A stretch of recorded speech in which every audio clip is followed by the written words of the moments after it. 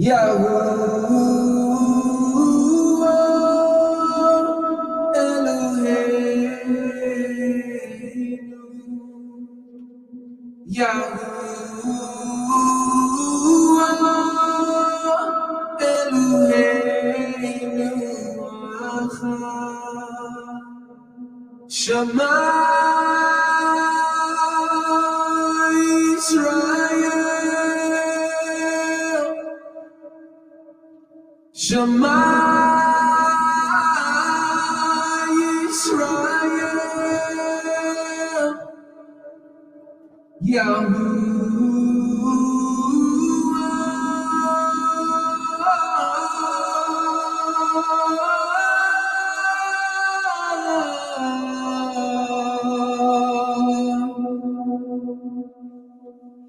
Eloheinu,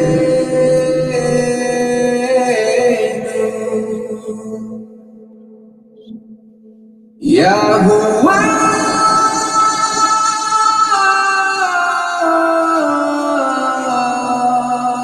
Eloheinu,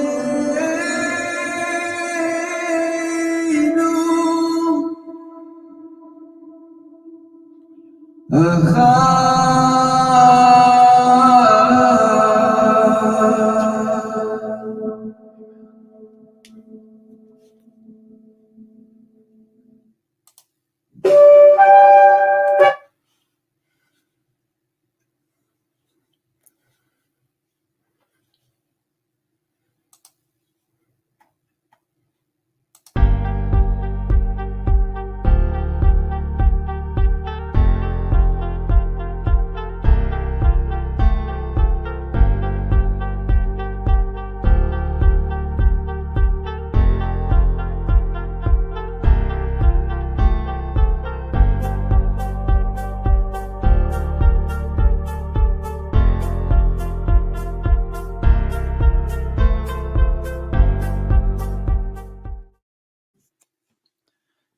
Hear, O Yisrael, Yahuah or Elohim. Yahuah is one. And you shall love Yahuah, your Elohim, with all your heart, and with all your being, and with all your might. And these words which I am commanding you today shall be in your heart, and you shall impress them upon your children, and shall speak of them when you sit in your house, and when you lay down, and when you rise up, and shall bind them as a sign on your hand, and they shall be as frontlets between your eyes. And you shall write them on the doorpost of your house and on your gates. And the second one is like it. You shall love your neighbor as yourself. Hallelujah. Hallelujah. Yahuah.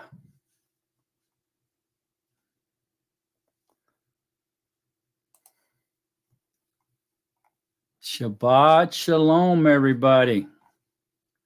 Glad you all made it here on this fine rest day of Yahuah. Oh boy, we got a good study tonight. Woo! This very powerful one here. It's going to be a long one. I'm just warning you now. But anybody that sticks with it and stays to the end, be filled with the power of Yahuah. This is going to be a magnificent study. If you ever doubted, if you ever wondered what all these religions are all about, what all this tradition is all about, and why we have to do all these things, and if you ever wondered why or what Yahusha wants, you're about to find out in this study. Matter of fact, this study is all about truth.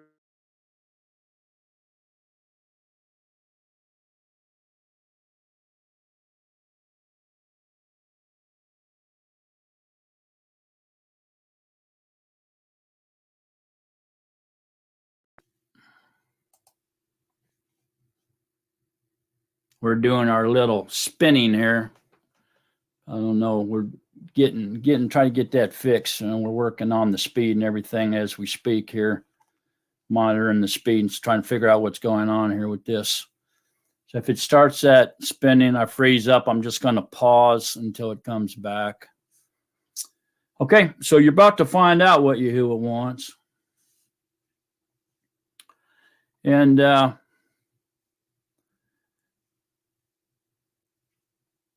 all these traditions, all these religions that people make up on their own, it's not what he wants.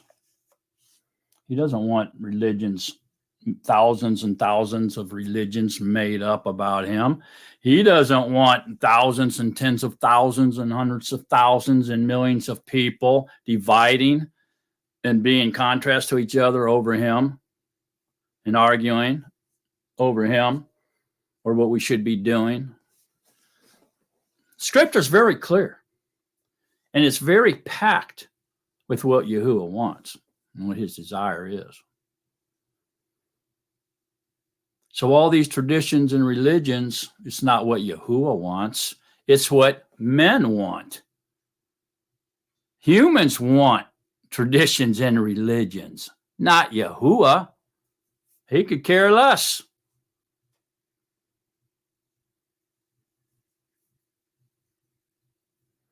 So that's what this study is about. And I'm going to get right into it here in a second. When I want to see some people talk, say hello to some people, and then we'll get into it. But just before we do that, I got a big question for all of you. And I want you to write this question down, or at least put it into your mind if you have a good memory, and really dwell on this. Try to see if you can come up with the answer on your own. And the question is, does Yahuah have your heart? Or does Yahuah just have your religious obedience or practices? That's the question we all need to answer for ourselves tonight. So over and over and over and over again throughout scriptures, and I'm going to show you the evidence like I always do. Yahuah says, I don't want your sacrifices. I don't want your religious festivals or assemblies. In fact, Yahuah tells us that he's beginning to hate them. It's how bored he is with them and how he's losing his patience with them. He's beginning to hate them.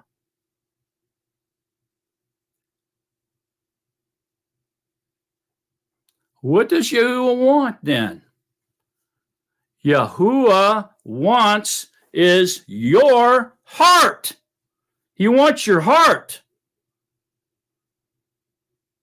In other words, he doesn't want your religious rituals, your playing church, your silly little religious practices and holidays made up about him based on Hashatan's demon doctrines of demons.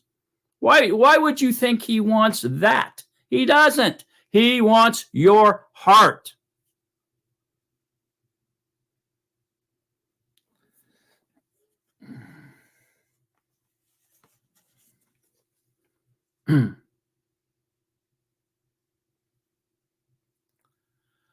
When you practice religious rituals and holidays, all you're really doing is going through religious ritual motions to please yourself. It surely doesn't please Yahuah. He's very clear about that, which we're soon to discover. for those who have the sand to stick around this evening. Most people run when they hear truth and hide. So we'll see how many has the sand to stick around and face truth this evening. This is going to be a powerful presentation. I'm warning you right now. No holds barred.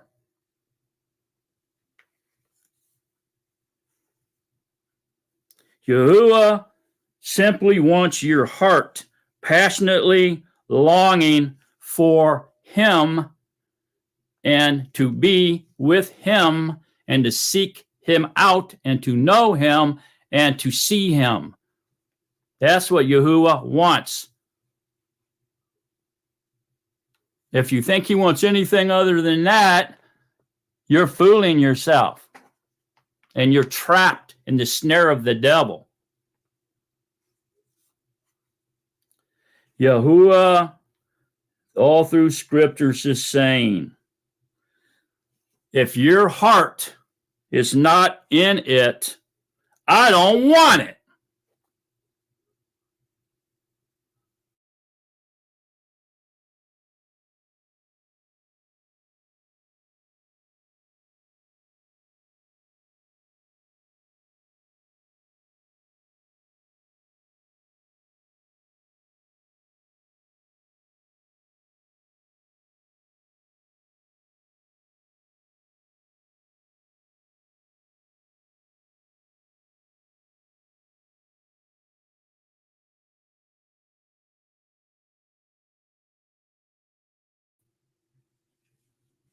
All right, I think I'm back again. So what y'all is saying is, paraphrasing this, of course, if your heart is not in it, I don't want it. Your heart is what Yahuah is looking for, not your made-up religion or your traditions, period. So here's the question. So does Yahuah have your heart or just your religious motivations and practices that comfort yourself?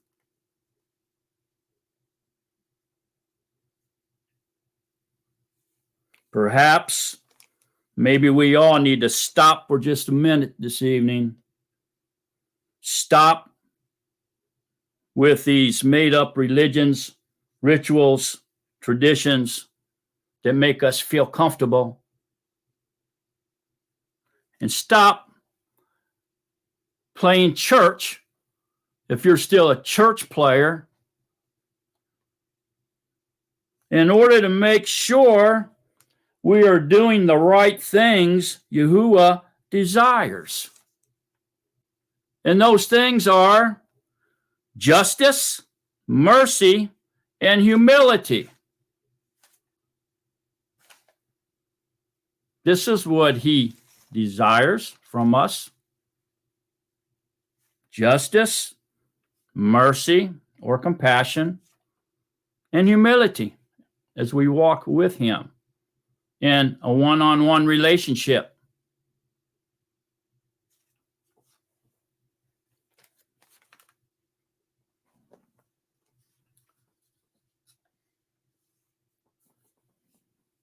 Many people out there practice Mary worship. Oh, they've got books written all about Mary and how to worship her. Oh, yeah, she went to the temple when she was 3 and made curtains. She was a devoted, perfect individual. Virgin birth, forever virgin. Immaculate conception. Yahuah blocked the sin of her mother Anne so that Mary would be born without sin into the world.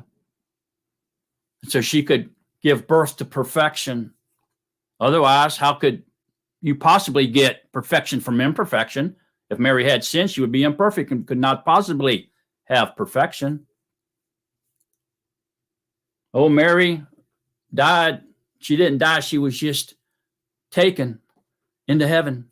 And there she is, the Queen of Heaven up there ruling. And you can pray to her, bow down to her, do your rosary, do your Hail Marys. That's all Mary worship. It's illegal. It's not what Yahuah wants. Matter of fact, he tells us over and over and over again not to do these things. So if you're from Catholicism or other affiliated denominations that practice Mary worship, stop it. Stop it, and stop it right now. It's not what Yahuah wants.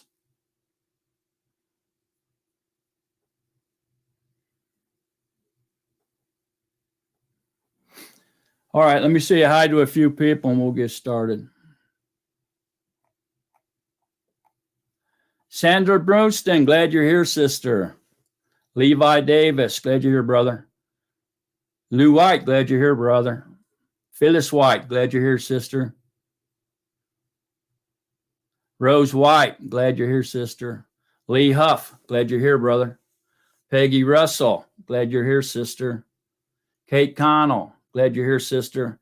Sharon C., glad you're here, sister. Ike, glad you're here, brother.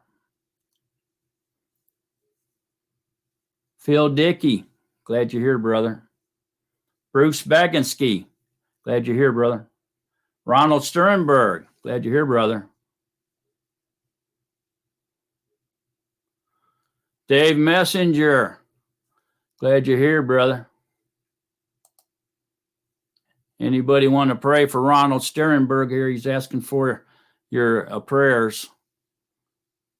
Shabbat shalom, y'all. I really need your prayers. The enemy is trying to off me. That's not good. Pray for Ronald, somebody. All of us. The body should always pray for each other every day. Ted Boyd, glad you're here, brother. Ladder Rain, glad you're here, sister. Isaiah Diaz. Hombre. From El Paso. Glad you're here, brother.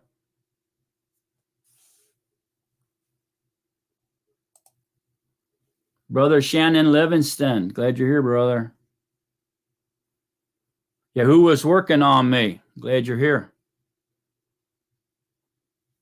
Ridge Hill Jilly. Glad you're here, sister. Okay, we got people trickling in at this point, but you know what? We're going to get started because this is a long one. So we have no time to fool around this evening. Let's just go through scriptures here and try to figure this all out and what Yahuah wants.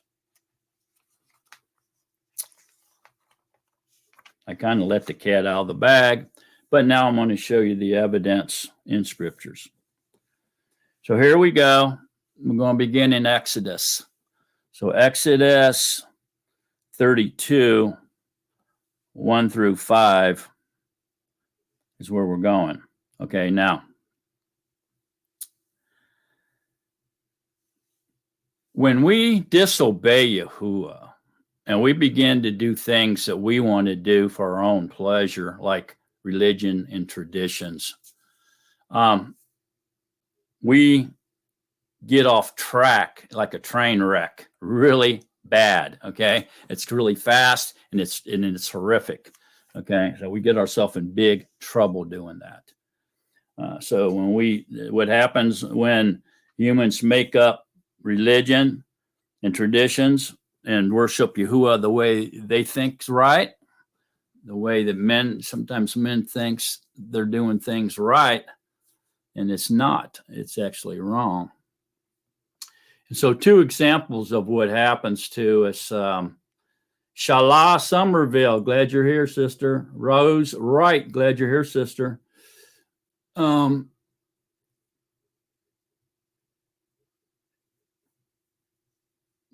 So here's 2 examples of that, that we're not allowed to practice religion, traditions, or make up any other type of worship to Yahuah that we want to. Because why? Because this is what the Gentiles do. The Gentiles not only make up their religious practices, rituals, traditions, and the ways they want to worship their mighty ones, but they make up false mighty ones. They carve images out of wood and stone and bow down to them. They worship creation rather than the creator. This is all wrong. This is not what Yahuah wants out of his people. So here's a couple examples of what happens when humans make up their own religious practices. Okay. So Exodus 32, 1-5 says, "And when the people saw that Moses was so long in coming down from the mountain, the people gathered together to Aaron and said to him, 'Arise, make us a mighty ones who go before us. For this Moses, the man who brought us up out of the land of Mitzrayim, we do not know what has become of him.' And Aaron said to them, 'Take off the golden earrings which are in the ears of your wives, your sons, and your daughters, and bring them to me.' And all the people took off the golden earrings which were in their ears and brought them to Aaron. And he took them from their hand and formed it with an engraving tool and made a molded calf. And they said, 'This is your mighty one, O Israel, that brought you out of the land of Mitzrayim.' And Aaron saw and built an altar before it. And Aaron called out and said, 'Tomorrow is the festival to Yahuah.'" Okay, so they're made this golden calf to project an image of Yahuah. Okay, and so they violated a command that they weren't allowed to do that. All right, and so they got in a lot of trouble here doing this, and we all know the story. About 3,000 men all fell that day, were killed and destroyed that day as a result of this act of going out and trying to make up your own way of worshiping by making a statue of Yahuah in the form of a golden calf, okay, and having a festival to Yahuah, which he didn't command them to do. They weren't allowed to make an image, and he never commanded them to make a festival to him. Okay, and so these things they did, and these things they died for. Okay, so some reason mankind likes to do things on their own in pursuit of worshiping the Creator. And they go so far off of track that they start even carving images or molding images and bowing down to them. It's crazy. You wonder what is wrong with a human mind for them to do something like that. Why don't they just listen to what Yahuah says? He just says, "I want your reasonable worship. I want your heart. No more, no less." If your spouse has your heart and you have their heart, are you going to be disobedient to your marriage? Are you going to go out and whore around on them? Absolutely. Sure, you're not going to. There's no way. Not if you're really in love with them, they have your heart and you have their heart. This ain't going to happen. Is there any wonder why? Yahuah wants your heart.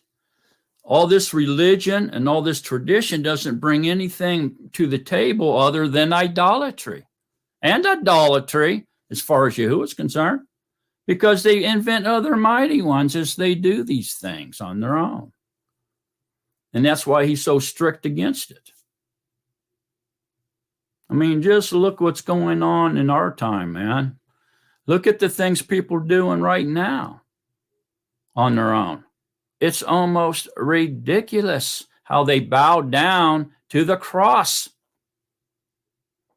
how they pray to statues of Mary, how they kneel down to portraits of Mary and pray to her and do their rosaries and wear the crosses around their neck and put earrings in their ears that look like a cross. Oh, and sing songs, how much they love the old rugged cross. I mean, it's crazy. Right out in plain sight, but yet they're doing it. Did Yahuah tell them to do such a thing as this? No, he did not. Catholicism denies all day long that they don't worship Mary. But is that true? No. Look, when you bow down to statues and portraits of Mary, you're worshiping that. That's a form of worship. I don't care what the priests tell you. You are worshiping Mary if you bow down and take your knees in front of that image, that portrait, or that statue and pray to her. You're worshiping her. Period. Okay, let's look at the other example here. Leviticus 10, 1 through 3. Leviticus 10, 1 through 3. And Nadab and Abihu, the sons of Aaron, each took his fire holder and put fire in it, and put incense on it, and brought strange fire before Yahuah, which he had not commanded them. He didn't tell them to do that. And fire came out from Yahuah and consumed them, and they died before Yahuah. Then Moses said to Aaron, this is what Yahuah spoke, saying, by those who come near me, let me be set apart, and before all the people, let me be esteemed. And Aaron was silent. So Yahuah wants to be set apart from all other forms of worship, all other types of praising and worshiping that the Gentiles do with their made-up religions and traditions and rituals and paganism, all that. Yahuah doesn't want any of that projected or used to worship him. Zero. This is proof that we just simply cannot go out there, folks, and worship Yahuah any way we want to. It's solid proof that we can't make up religions and do what we think is better than what we are told to do. And this is definitely solid proof that we cannot go out and worship Yahuah in the way the Gentiles worship their false mighty ones. It's a killer. He might not consume you and drop you dead on the spot, okay, but he will. When he judges you, that's when you'll find the second death at your doorstep for these actions, for these rituals that you decided that you should do to worship Yahuah, which he did not tell you to do. This is serious business. So every religion in the world that has to do with Yahuah or directed at Yahuah or otherwise, it don't matter, is illegal. Yahuah didn't tell his creation, mankind, to do any of those things, but yet they do them every day, every week, every month, year in and year out, doing things that Yahuah told them not to do. They bring strange fire. They bring strange fire before the face of Yahuah. And you're not going to get away with it. We need to stop that. And quite suddenly. So there you go.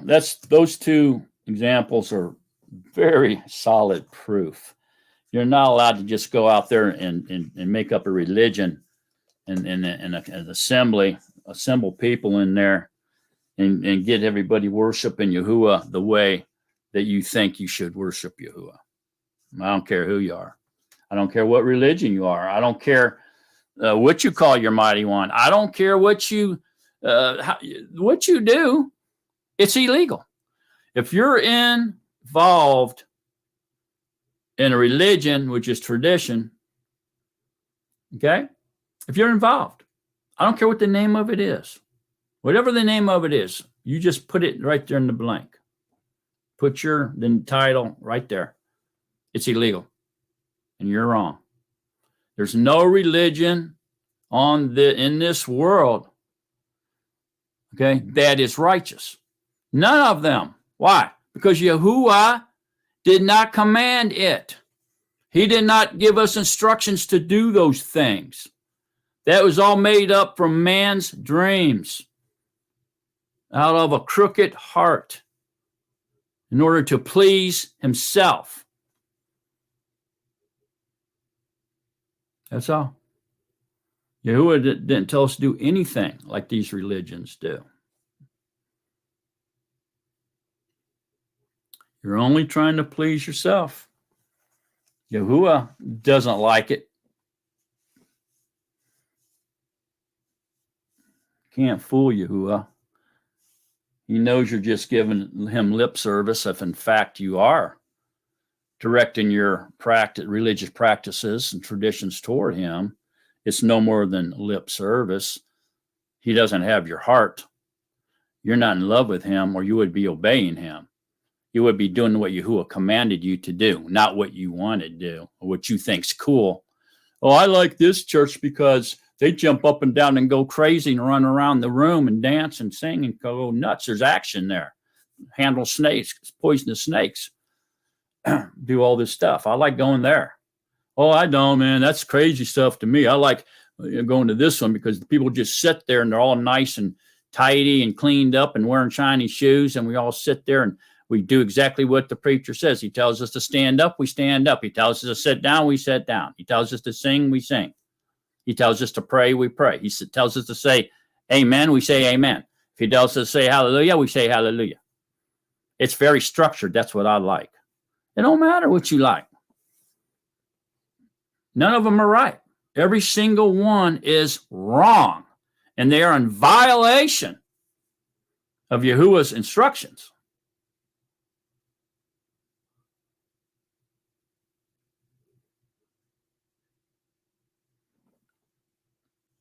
Let's take a look in Deuteronomy chapter 7.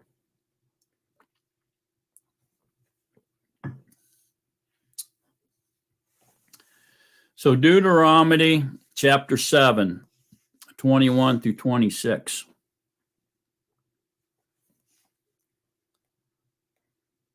Do not be afraid of them, for Yahuah your Elohim, the great and awesome all, is in your midst.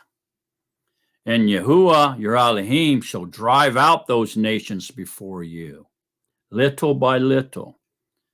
You are not allowed to destroy them at once, lest the beasts of the field become too numerous for you.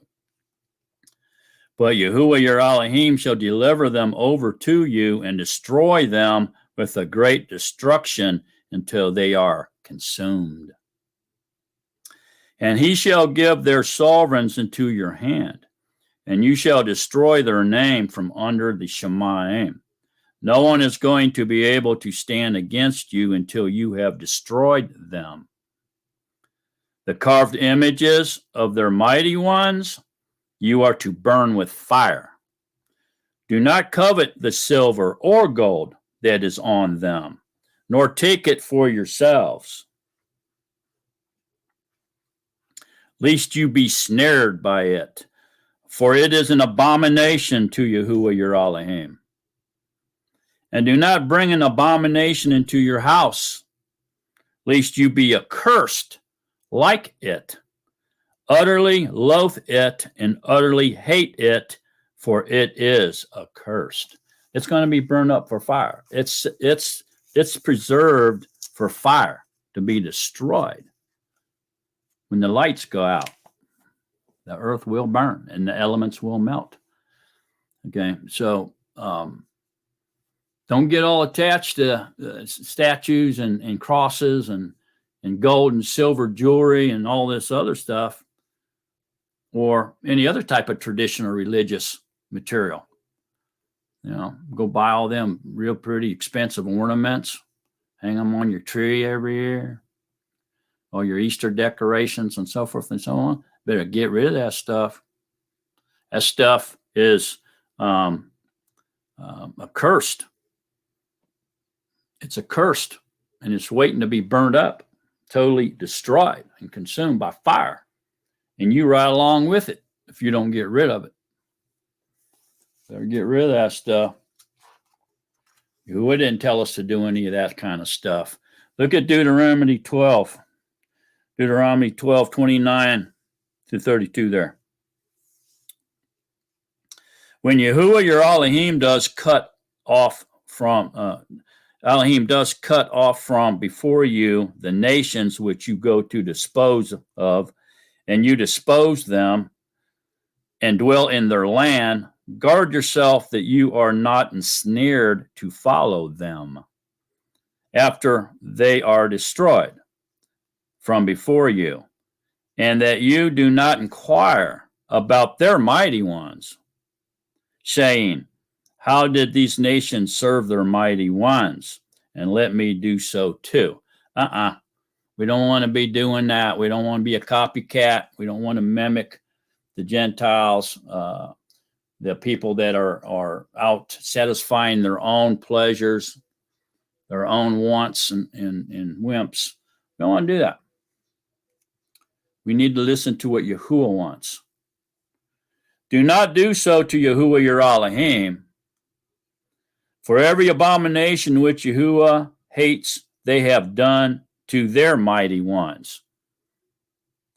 For they even burn their sons and their daughters in the fire to their mighty ones. All the words I am commanding you, guard to do it. Do not add to it, nor take away from it. Period. Did you hear that? Do guard and do all the words Yahuah says. Do not add to it nor take away from them. That's a command. So here, we got to be able to see here now that paganism, which is a religion, okay, it's based mostly on mythology and fertility worship, creation worship, stars and moon and sky, constellations, astrology, all this kind of stuff, right? Made up heavens like Olympus and so forth and so on, and made up gods. They bow down to them, make statues of them, talk about them, worship them, praise them, the whole 9 yards. Paganism is therefore a religion based on tradition, which means it's man-made garbage. So these religions, when people start making this stuff up and decide they're going to do it their way, they're going to make up their own mighty one and name him and bow down to him and make images to him and make a doctrine about him and all this other stuff. And they teach it to their children and to all the innocent people they can gather around them to create an assembly with. They'll come and worship the way they want to once a week or whatever, they want to do. And they pass it on down through generation to generation after they've established it and it's grown roots. Involves into tradition. And so it's just repeated over and over and over and over by every coming generation afterwards. It becomes a tradition. So religions are traditions, and they're based on falsehood. Falsehood, not truth. Truth is reality. Truth is Yahuah, which is reality because he's everlasting life.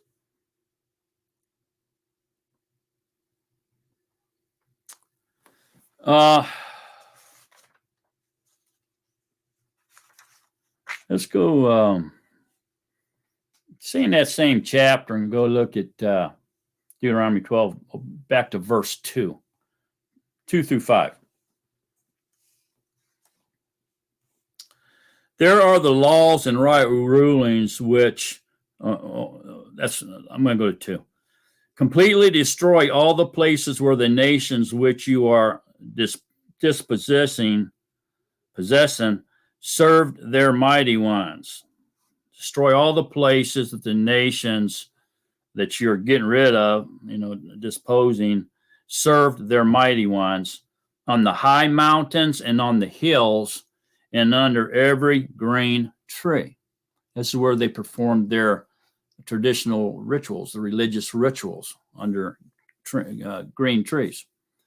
And you shall break down their altars and smash their pillars and burn their Asherim with fire. And you shall cut down the carved images of their mighty ones and shall destroy their name out of that place. Do not do so to Yahuah your Elohim, but seek the place which Yahuah your Elohim chooses out of all your tribes to put his name there for his Mishkan, and there you shall enter. So there you go. You're not allowed to just go out and create your own altar somewhere and start making up a religious practice of any sort. You're supposed to get rid of anything you find, destroy it with fire.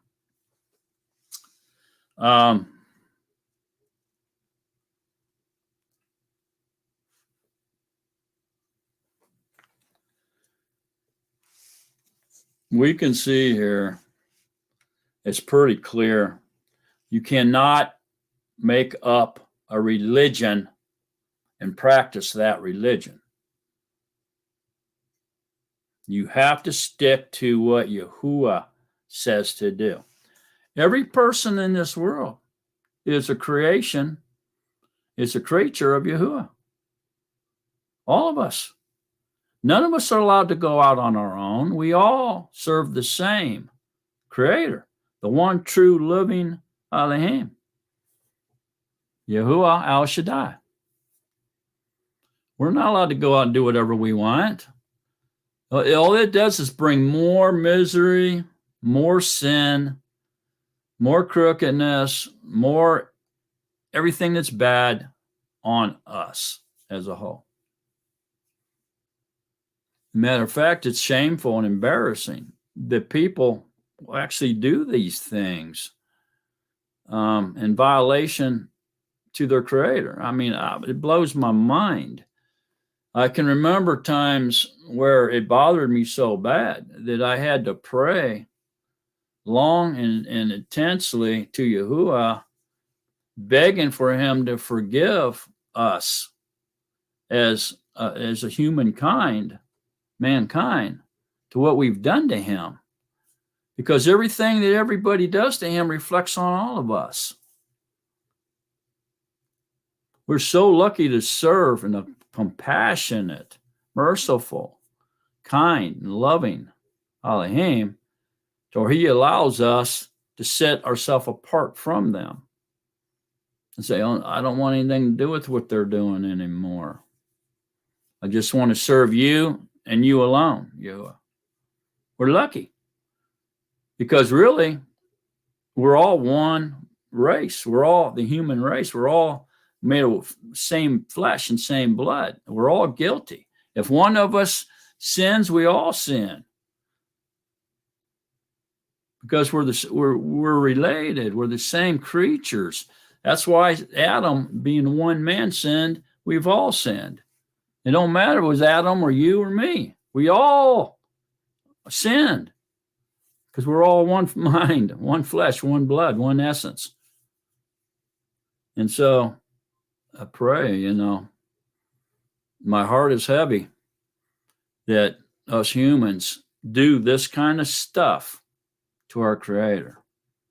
And it all comes back and hurts mankind as a whole. It's sad, man. And there's people out there that are so far lost, they don't even know that there's a one true living Elohim.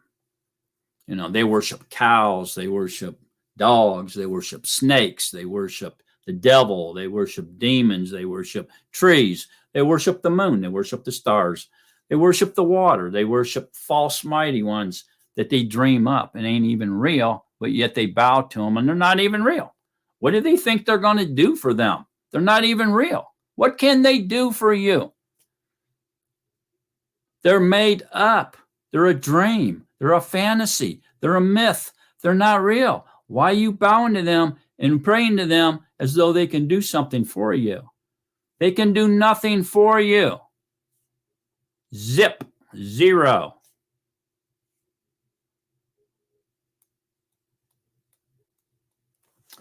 Go to Deuteronomy 16. Deuteronomy 16, 21 and 22 says, do not plant for yourself any tree as an Asherah near the altar of Yahuah your Elohim that you make for yourself. And do not set up a pillar with Yahuah your Elohim, which Yahuah your Elohim hates. He hates them. So even objects of worship is a no-go. We can't even do that. You know, trees, statues, crosses, pillars, spirals, steeples, obelisks are all forbidden. We can't be messing around with things like that. Do you not understand that that brings misery on all of us? We as a whole, as mankind, as a human race, we all need to stop doing these religious practices and rituals and traditions. We need to get it together, man. The statues have to come down. The steeples have to come down. The obelisks have to come down if we are to be blessed by Yahuah, our Creator.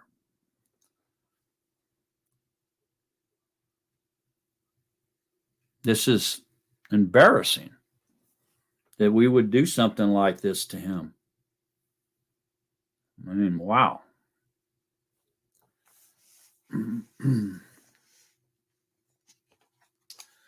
All right, let's continue on in our search here.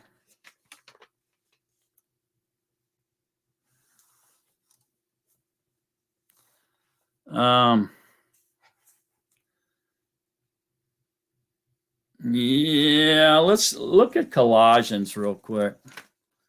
Go to Colossians 2:22. Colossians 2:22.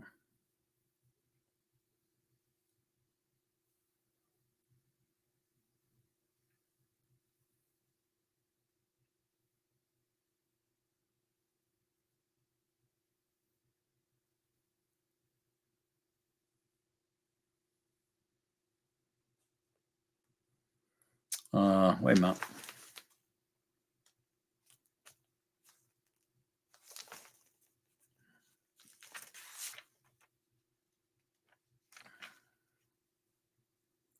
$2.22. Actually, we better back up just a little bit here. Go to 20. 2:20. If then you died with Mashiach from the elementary things of the world, why, as though living in the world, do you subject yourselves to regulations? Do not touch, do not taste, do not handle. Okay, this is speaking of not Yahuwah's commandments, of course, but what it's speaking of is superstitions, religions, and traditions, rituals. It's actually talking about paganism, which are all to perish with use, according to the commands and teachings of men. These indeed have an appearance of wisdom in self-imposed worship. See that? Self-imposed worship. That means you're doing this out of your own delight. This is what you want to do. You're just making this stuff up because it seems right to you to worship Yahuwah in these ways. Okay, but it's not. It's wrong, dead wrong. Wisdom and self-imposed worship, humiliation, and harsh treatment of the body of no value at all, only for satisfaction of the flesh. Okay, so there you go. So this is obviously weird, made up men's religions based on superstitions, traditions, rituals, and harming your body. Okay. And so to further understand this, let's get a look into 1 Kings 18. So 1 Kings 18, starting in verse 15. We're going to be able to get an example here of the difference between what Yahuwah wants and what men wants. Okay, what men's made up religions and self-imposed practices. Okay, so here we go. 1 Kings 18:15. And Eliyahu, or Elijah, said, as Yahuwah Zaboeth lives, before whom I stand, I shall indeed show myself to him today. Abinyahu then went to meet Achab and informed him, and Achab went to meet Eliyahu. And it came to be, when Achab saw Eliyahu, that Achab said to him, is that you, O disturber of Israel? And he answered, I have not disturbed Israel, but you and your father's house, and that you have forsaken the commands of Yahuwah, and you have followed the Baalim. Okay, so basically religions, made up religions. So they've forsaken Yahuwah, his commands, his instructions, and they're following after the religious, made up religion practices, traditions. Here, okay. And now, sending together all Israel to me on Mount Carmel, the 450 prophets of Baal and the 400 prophets of Asherah, who eat at Isabel's table. Achab then sent for all the children of Israel and gathered the prophets on Mount Carmel. And Eliyahu came to all the people and said, how long would you keep hoping or hopping between two opinions? If Yahuwah is Elohim, follow him. And if Baal, follow him. So what he's saying is, he's trying to prove that there's one true living Elohim. And everything else is just made up nonsense. Okay? And he's going to prove it to them. But the people answered him not a word. And Eliyahu said to the people, I alone am left a prophet of Yahuwah, but the prophets of Baal are 450 men. Now let them give us 2 bulls, and let them choose 1 bull for themselves, and cut it into pieces, and lay it on the wood, and set no fire. And I prepare the other bull, and shall lay it on the wood, but set no fire. And you shall call on the name of your mighty one, and I call on the name of Yahuwah. And the Elohim who answers by fire, he is Elohim. So all the people answered and said, the word is good. And Eliyahu said to the prophets of Baal, choose 1 bull for yourselves and prepare it first, for you are many, and call on the name of your mighty one, but set no fire. So they took the bull which was given them and prepared it and called on the name of Baal. From morning even until noon, saying, O Baal, answer us. But there was no voice, and no one answered. So how ridiculous is it to be following after a different mighty one under a false name? And they leaped about the altar which they had made. And it came to be at noon that Eliyahu taunted them and said, cry out loud, For he is a mighty one. He is meditating, or is he busy, or is he on a journey? Or it could be that he is asleep and has to be awakened. And they cried out and cut themselves. See, they cut themselves, according to their ruling, with knives and spears until the blood gushed on them. And it came to be when midday was past that they prophesied until the time of bringing the evening offering. But there was no voice and no one answered and no one paying attention. So here, this is pretty much what we read about in Colossians 2. This is ignorant, foolish, folly type worship. This is nothing like Yahuah told us to do. Not even close. Not even related. Not even a hint of what Yahuah's instructions are. These people are like a bunch of wild Indians out there going crazy, dancing around, jumping over this altar, dancing around, stripping herself naked, cutting herself all up, blood everywhere, screaming, hollering, running around like a bunch of banshees trying to wake up their mighty one. Now, that vision right there alone should make everybody, and I mean everybody, sit back and think really hard about going to church or following any religious order or sect. This is not something we should be doing. These people think they're correct. They think that their church here, their assembly is correct, but they're going to find out it's not.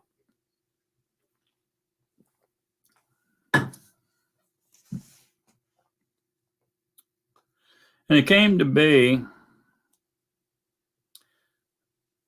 when midday was past that they prophesied until the time of bringing the evening offering, but there was no voice and no one answered and no one paying attention because it wasn't real.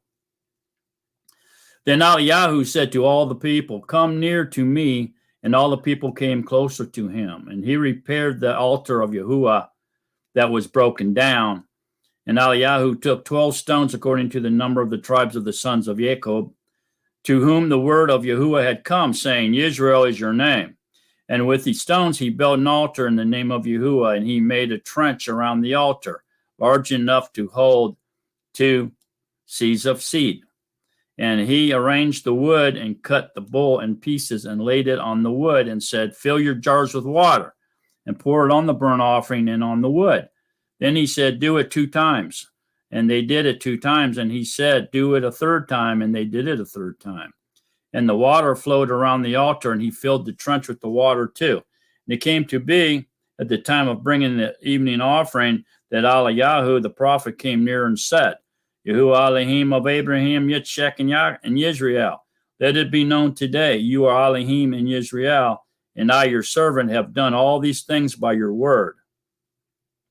Answer me, O Yahuah, answer me, and let this people know that you are Yahuah Elohim, and you shall turn their hearts back to you again." Then the fire of Yahuah fell and consumed the burnt offering, and the wood, and the stones, and the dust. And it licked up the water that was in the trench. And all the people saw and fell on their faces and said, "Yahuah, he is the Elohim. Yahuah, he is the Elohim." And Yahuah said to them, "Seize the prophets of Baal. Do not let one of them escape." So they seized them, and Yahuah brought them down to the Wadi Kishon and slaughtered them there. So there you go. So Yahuah made it very clear here in this example that he and he alone is alive.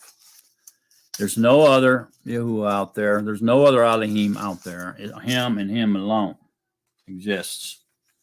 And so therefore, him and him alone should we worship. And to do so in the way he instructed us to do it, not in the way that we make up and think is the best way of doing it. Maybe our way is better than Yahuah's way.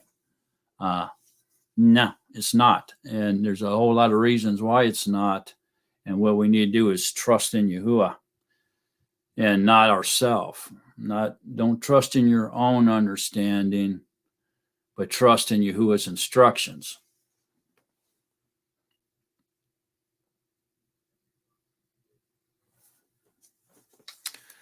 Okay, so let's move on from there into Isaiah 44. Now I know I'm skipping through a lot of stuff here, but we're going to come back and revisit these different chapters as we get deeper and deeper into this. A whole lot's going to be getting revealed here. This is just the tip of the iceberg here. So look at Isaiah 44:6. We could really describe this entire chapter here in Yeshayahu 44 as the folly or the foolishness of idolatry. And it really is. It's mind-boggling when you really stop and look at idolatry and how people worship objects, have objects of worship like crosses and statues and trees and all this other stuff, creation. And see them doing that. And knowing, especially the ones that they've made with their own hand, like carved it out of stone or wood. It's like, what? You think you made a mighty one or the image of a mighty one? I guess is what they're really doing. But some of them actually think that is their mighty one, and they carry it around with them when they go places and stuff. I mean, it's insane. And so when you stop and look at all that and see it clearly, you can't hardly describe it other than the folly of idolatry, because it is severe folly, man. It makes me wonder how a human being can get to that point where they want to worship an object rather than their creator. It's kind of a mind-blowing concept. So let's look at it. I'm not going to read this whole chapter, but we'll read 6 to 20. Let's do that. Thus said Yahuah, sovereign of Yisrael and his Redeemer, Yahuah Zaboeth. I am the first and I am the last. Besides me, there is no Elohim. And who is like me? Let him call and declare it and lay it before me. Since I appointed the everlasting people, and the events that are coming and those that do come, let them declare these to them. Do not fear, nor be afraid. Have I not since made you hear and declared it? You are my witnesses. Is there an Allah besides me? There is no other rock. I know not one. Those who make an idol, all of them are emptiness, and their delights do not profit. And they are their own witnesses. They neither see nor know, so that they are put to shame. Who would form a mighty one or cast an idol that is of no value? See, all his companions are ashamed, and the workmen, they are but men. Let them all be gathered together. Let them stand up. Let them fear. Let them be put to shame altogether. The craftsman in iron with the tools works one in the coals and fashions it with hammers and works it with the strength of his arms.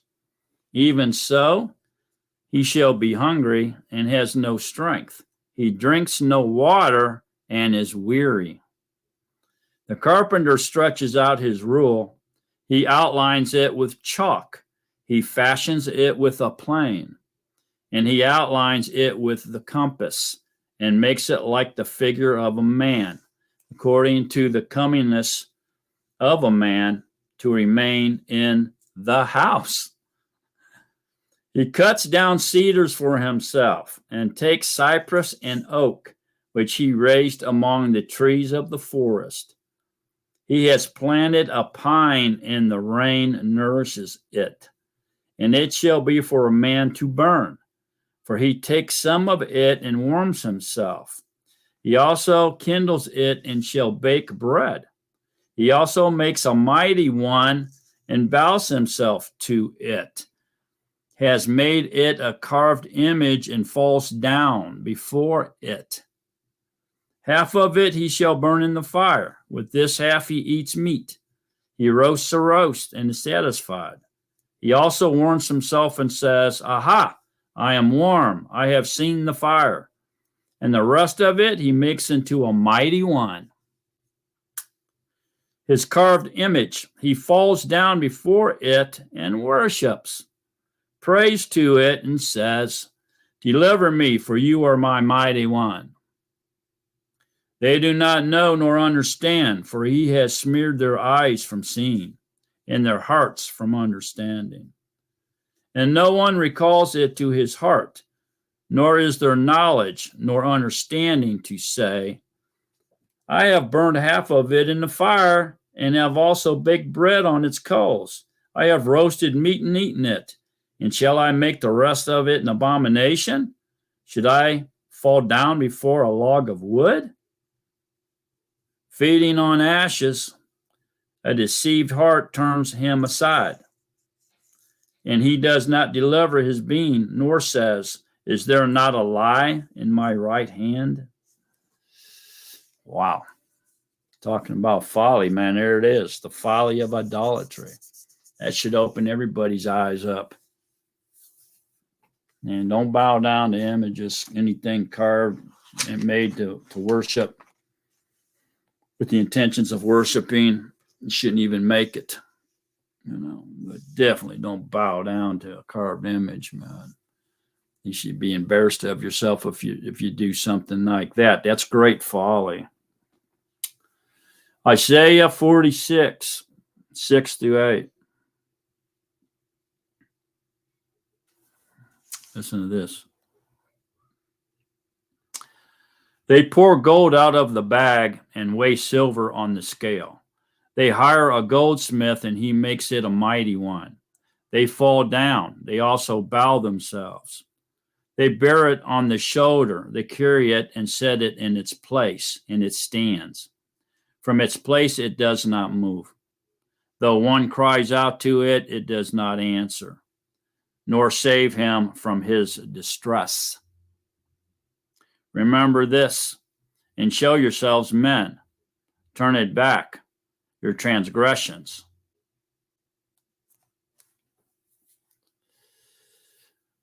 Wow.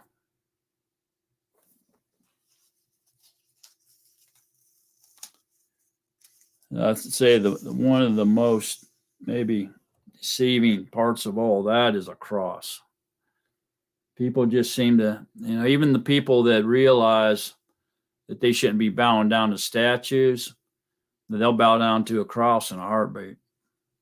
They'll put one around their neck, not understanding that this is also idolatry. It's an image. I mean, they sing songs, they do sermons on crosses, telling people to come up to the cross, kneel at the cross. The cross has the power to deliver you and save you. They've given all the esteem to this image, this cross. It's almost ridiculous that they do that.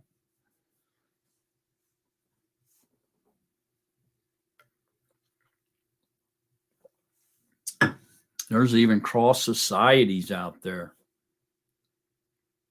that promote cross worshiping, just like Mary worshiping. It's out there. Yeah, it's pretty sad, but it is.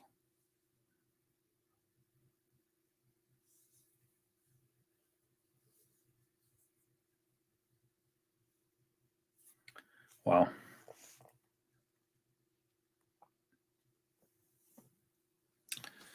Okay, let's look at Isaiah 66 here.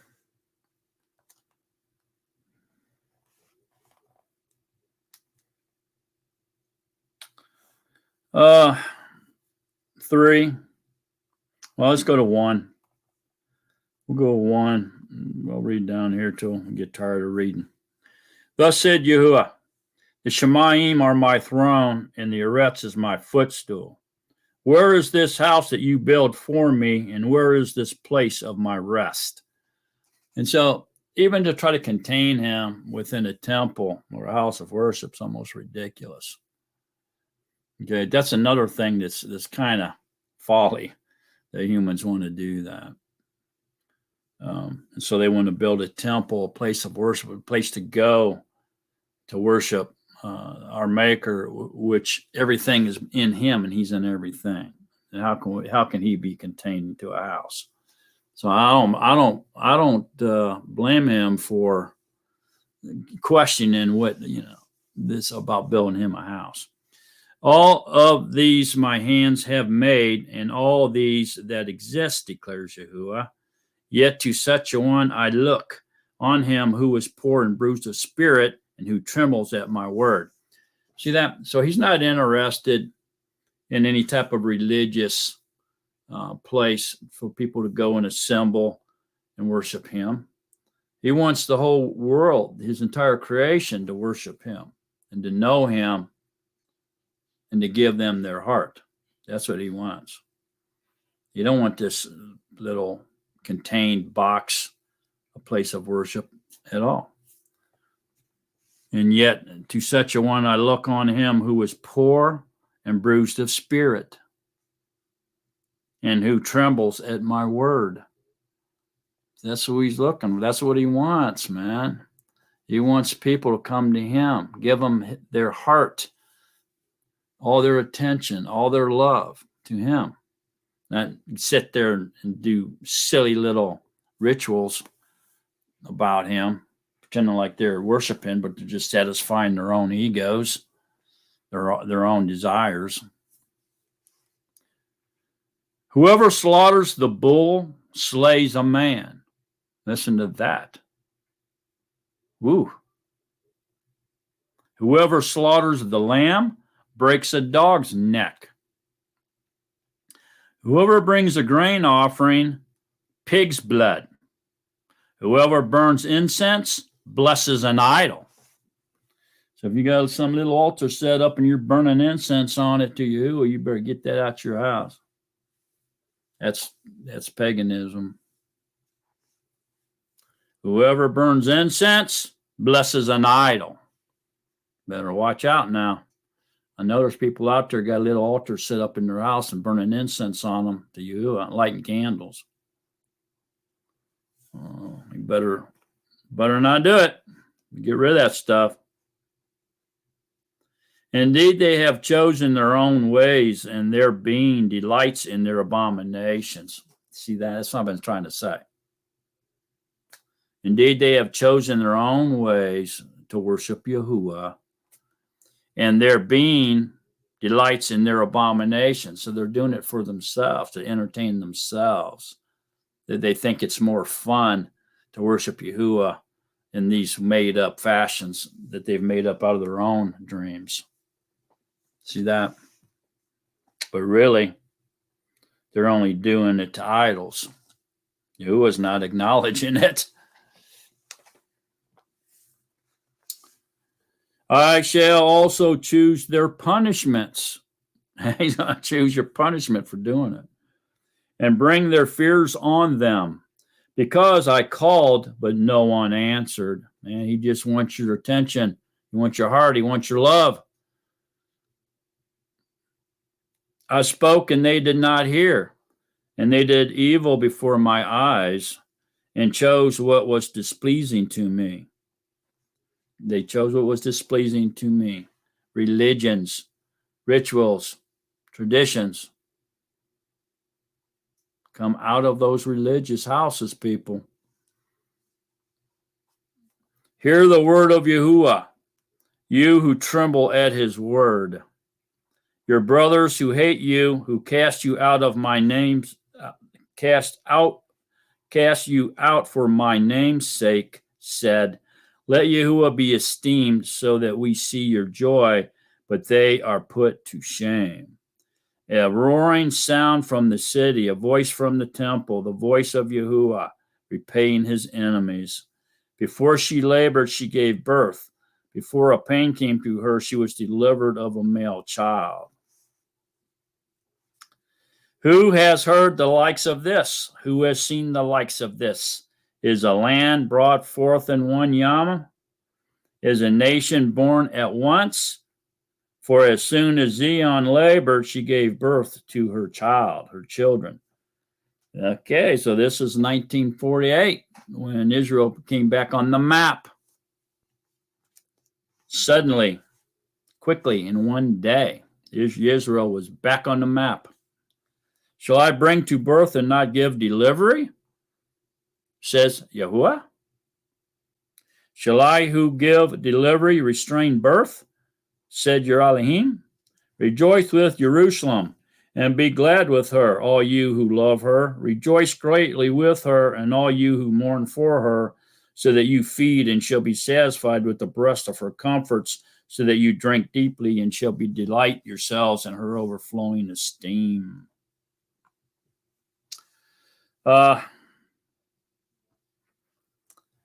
This is very powerful. Chapter number 66 here. This is unbelievable, the things in this that he's saying here, if you're hearing it. For thus said Yahuah, so I am extending peace to her like a river, and the esteem of the Gentiles like a flowing stream. And you shall feed, you shall be carried on the side, and be fondled on her knees. As one whom his mother comforts, so I comfort you. And in Jerusalem you are comforted. And you shall see, and your heart shall rejoice, and your bones flourish as tender grass. And the hand of Yahuah shall be known to his servants, and his displeasure to his enemies. For look, Yahuah comes with fire, and with his chariots like a whirlwind, to render his displeasures with burning, and his rebuke with flames of fire. For by fire and by his sword Yahuah shall judge all flesh, and the slain of Yahuah shall be many. Those who set themselves apart and cleanse themselves in the gardens, following after one in the midst, who eat the flesh of pigs and the abomination of the mouse, are snatched away together, declares Yahuah. And I, because of their works and their imaginations, am coming together all nations and tongues, and they shall come and see my esteem, and I shall set a sign among them, and shall send some of those who escape to the nations, Tarshish and Peul and Lud, who draw the bow, and Tubal and Ewan, the coastlands afar off, who have not heard my report nor seen my esteem, and they shall declare my esteem among the Gentiles. And they shall bring all your brothers as an offering to Yahuah out of all the Gentiles, on horses and in chariots and in litters, on mules and on camels, to my set-apart mountain, Jerusalem, declares Yahuah. As the children of Israel bring an offering in a clean vessel into the house of Yahuah, and from them too I shall take for priests and Levites, declares Yahuah.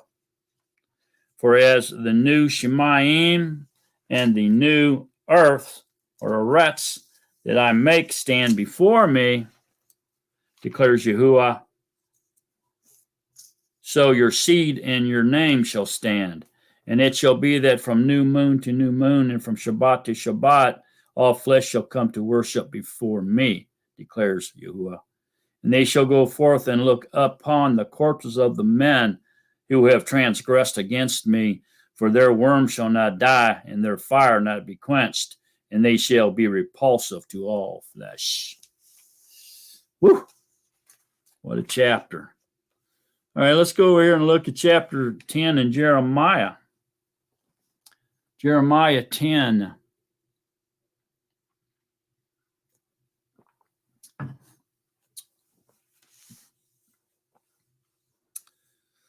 Hear the word which Yahuah speaks to you, O house of Yesharel.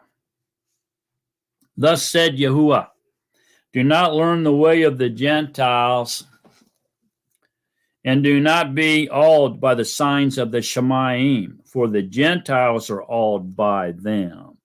So this would be constellation, zodiac, astrology, birthday stuff, this kind of garbage. For the prescribed customs of these people, or religions, or traditions, okay, prescribed customs, religions, traditions, rituals, these kind of things that they just love to do, that Yahuah did not tell them to do, are worthless. They're worthless. Don't do them. For one cuts a tree from the forest, work for the hands of the craftsman with a cutting tool. They adorn it with silver and gold. They fasten it with nails and hammers so that it does not topple. They are like a rounded post, and they do not speak. They have to be carried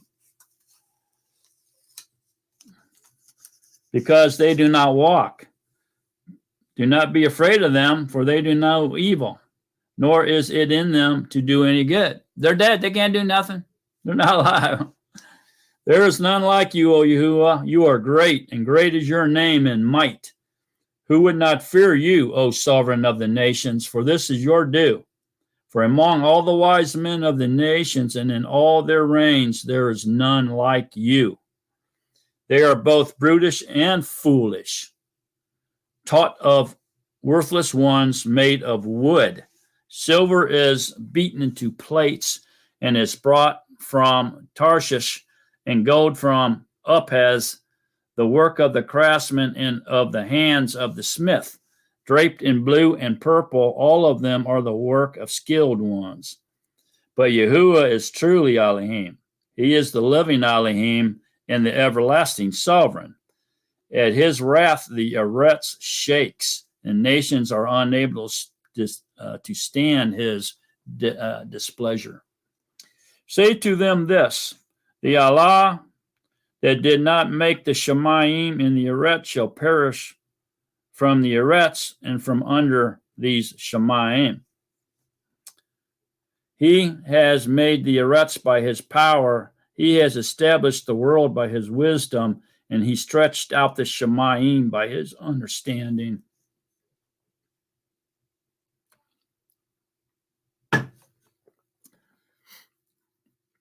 When he makes his voice heard, there's a roaring of mayhem in the Shemayim. And he makes vapors rise from the ends of the Eretz. The lightnings for rain he has made, and brings wind from his treasuries. Everyone is brutish in knowledge. Every smith is put to shame by his idol.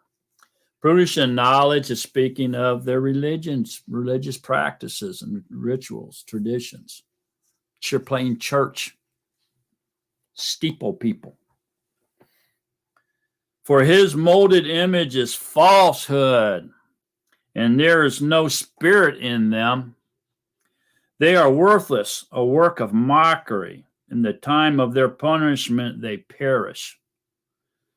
The portion of Jacob is not like these, for he is the maker of all. And Israel is the tribe of his inheritance.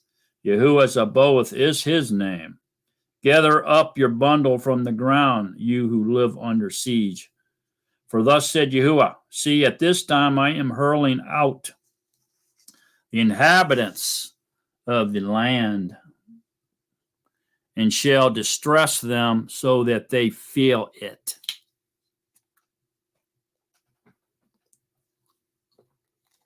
Woe to me for my breaking. My wound is grievous, but I say, this is my sickness, and I bear it. Wow. My tent has been ravaged, and all my cords have been broken. My children have gone from me, and they are no more. There is no one to pitch my tent anymore, or to set up my curtains. For the shepherds have become brutish, and they have not sought Yahuah. Therefore, they did not understand, and all their flock scattered. Wow. See, it has come, the voice of a report and a great shaking out of the land of the north, to make the cities of Yehudah a waste, a habitation of jackals. O Yahuah, I know the way of men is not in himself. It is not for man who walks to direct his own steps. O Yahuah, chastise me, but with right ruling, not in your displeasure, lest you bring me to naught. Pour out your wrath on the Gentiles, who do not know you, and on the tribes who do not call on your name. For they have eaten up Jacob, devoured him and consumed him, and laid waste his home. Wow. Are we seeing yet that we're not supposed to have anything to do with man-made religions, rituals, traditions, and the likes? I hope so.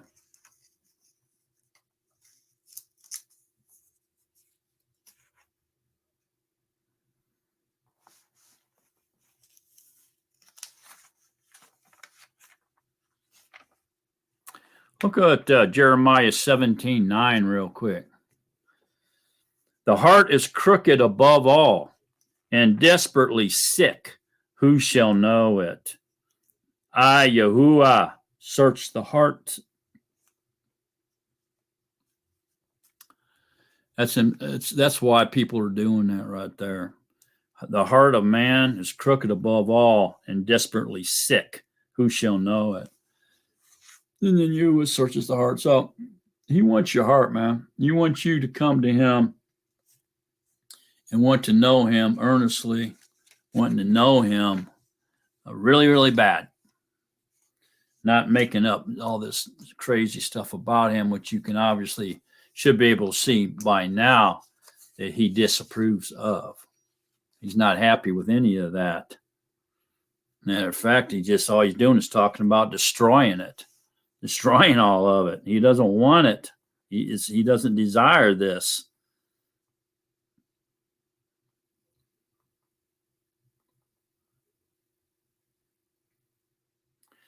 Look at Jeremiah 19, verse 3.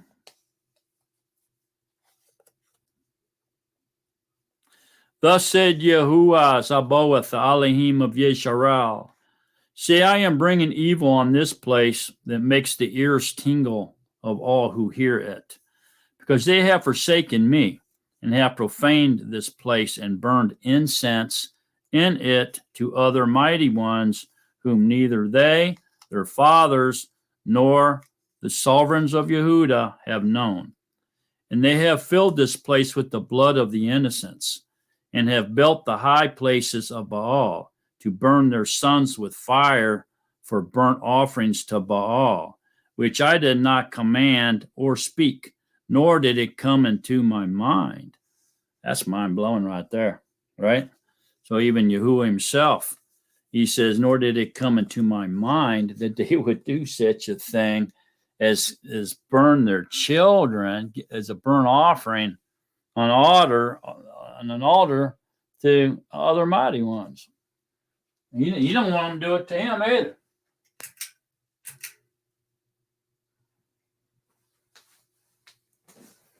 I'm going to turn the fan on. Getting warm in here now.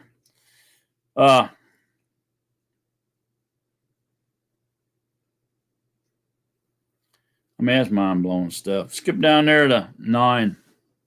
And I shall make them to eat the flesh of their sons and the flesh of their daughters, and eat one another's flesh in the siege and in the distress with which their enemies and those who seek their lives distress them. Yeah. Jump down to, say, 13. And the houses of Jerusalem and the houses of the sovereigns of Yehudah shall be as unclean as the place of Topheth, because of all the houses on whose roofs they have burned incense to all the host of the Shamayim, and poured out drink offerings to other mighty ones. And when Jeremiah returned from Topheth, where Yahuah had sent him to prophesy, he stood in the courtyard of the house of Yahuah and said to all the people, Thus said Yahuah Sabaoth, the Elohim of Yisrael, See, I am bringing on this city and on all her towns, all the evil that I have pronounced against it, because they have stiffened their necks so as not to hear my words. Wow. All right.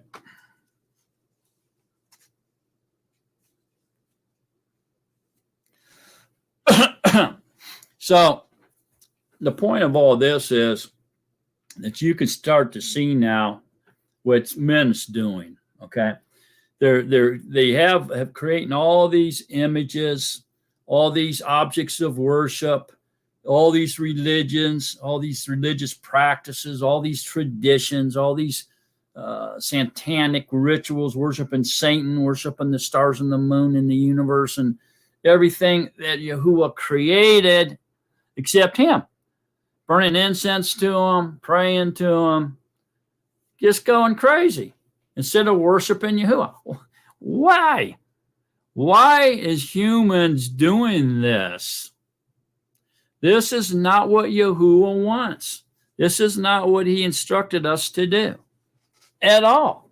He gave us these things to enjoy while we have to suffer in this world, this carbon copied world. Not to worship. I mean, pray to it, worship to it, bow to it, burn incense to it.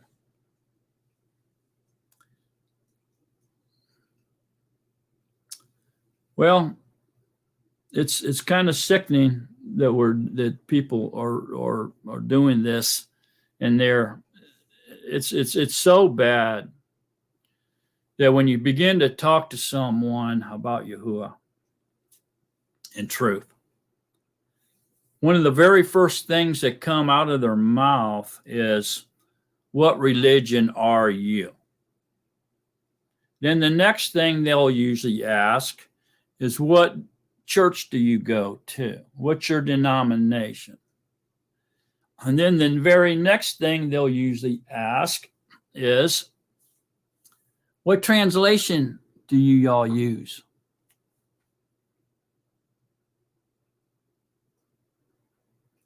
So you can see out of these three questions that come out of most people's mouths when you begin to talk to them about Yahuah, that their mind has been totally saturated with thoughts of religious practicing, traditions. It's all they know. It's all they want to know. It's what they want to do because it's self-esteem. It makes them feel good to do these things. And even though a lot of them, maybe even the majority, may think that they're worshiping the creator of the universe, but out of ignorance, they don't understand that they're following men's instructions and not his instructions.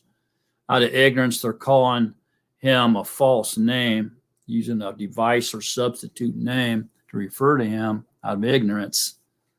And although they're being taught these things by their teachers that are going to get them burnt, they don't know this stuff, so they continue to indulge in these behaviors, thinking that they're doing right.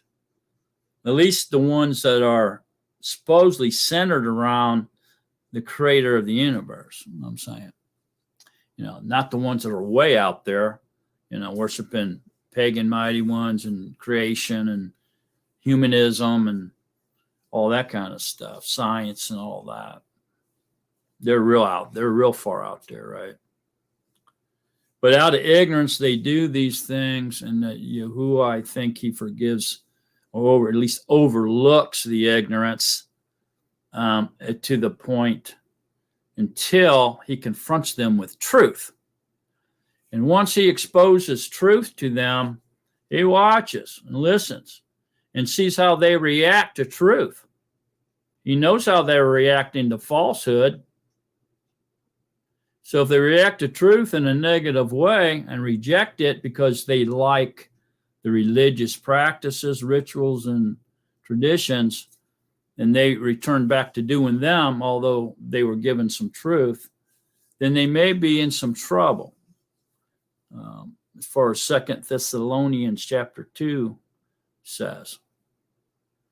If they hear the truth and then they act on it and they build on it, then I believe he calls them out, and he wakes them up and calls them out of the world and out of those false religious behaviors that he never instructed or commanded us to do. They're doing them of their own, on their own accord, not by something he told them to do. You know, even Israel, when they were doing all these ritual things, and he helped them. I mean, they wanted it, their hearts desired it. It's what they wanted to do. And so he helped them out. He said, okay, if you want to do this way, you're going to do it my way. And so he instructed them how to build the tabernacle or the temples, and what kind of garments to put on, how the high priest were going to be dressed, and giving all their titles and what they were going to be and how they were going to do all this. But he really didn't want all that. He just gave it to man. As the man wanted it, so he said, okay, but you're going to do it my way, because you're going to be centered around me and you're going to worship me with these weird religious practices that men want to do for some reason. But really what he really wants is for us to come to him with an open mind, open heart, give ourselves to him totally, and seek his face and worship and praise him on a one-on-one relationship basis. That's what he really wants.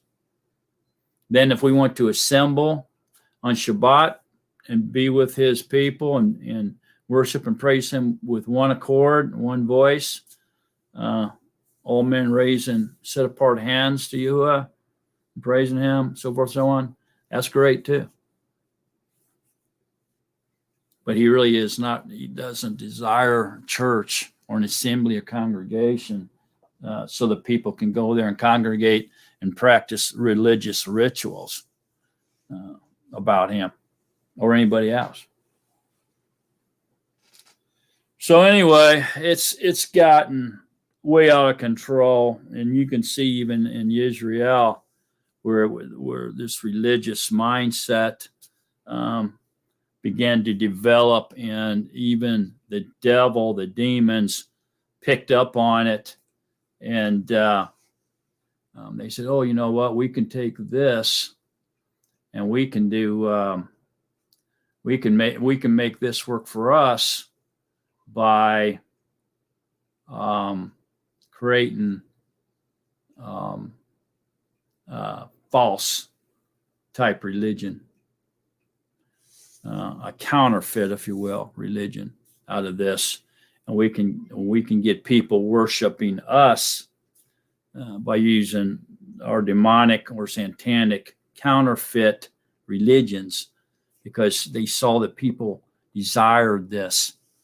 Okay, and so if you really think about that, if people never started doing this and they didn't develop and progress over time, the demons and Satan wouldn't have been able to come in there and influence people as much with their religious counterfeits. Okay.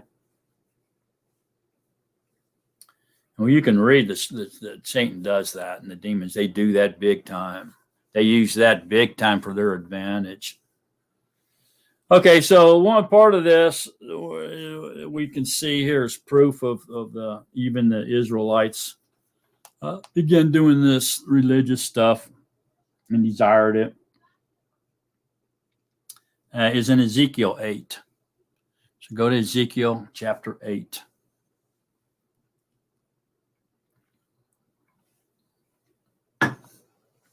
And it came to be in the 6th year, in the 6th month, on the 5th of the month, as I sat in my house with the elders of Yehudah, setting before me, that the hand of the master Yahuah fell upon me there.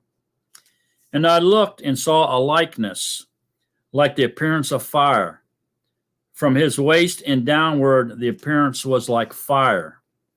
And from the waist upward, the appearance of brightness, like glowing metal.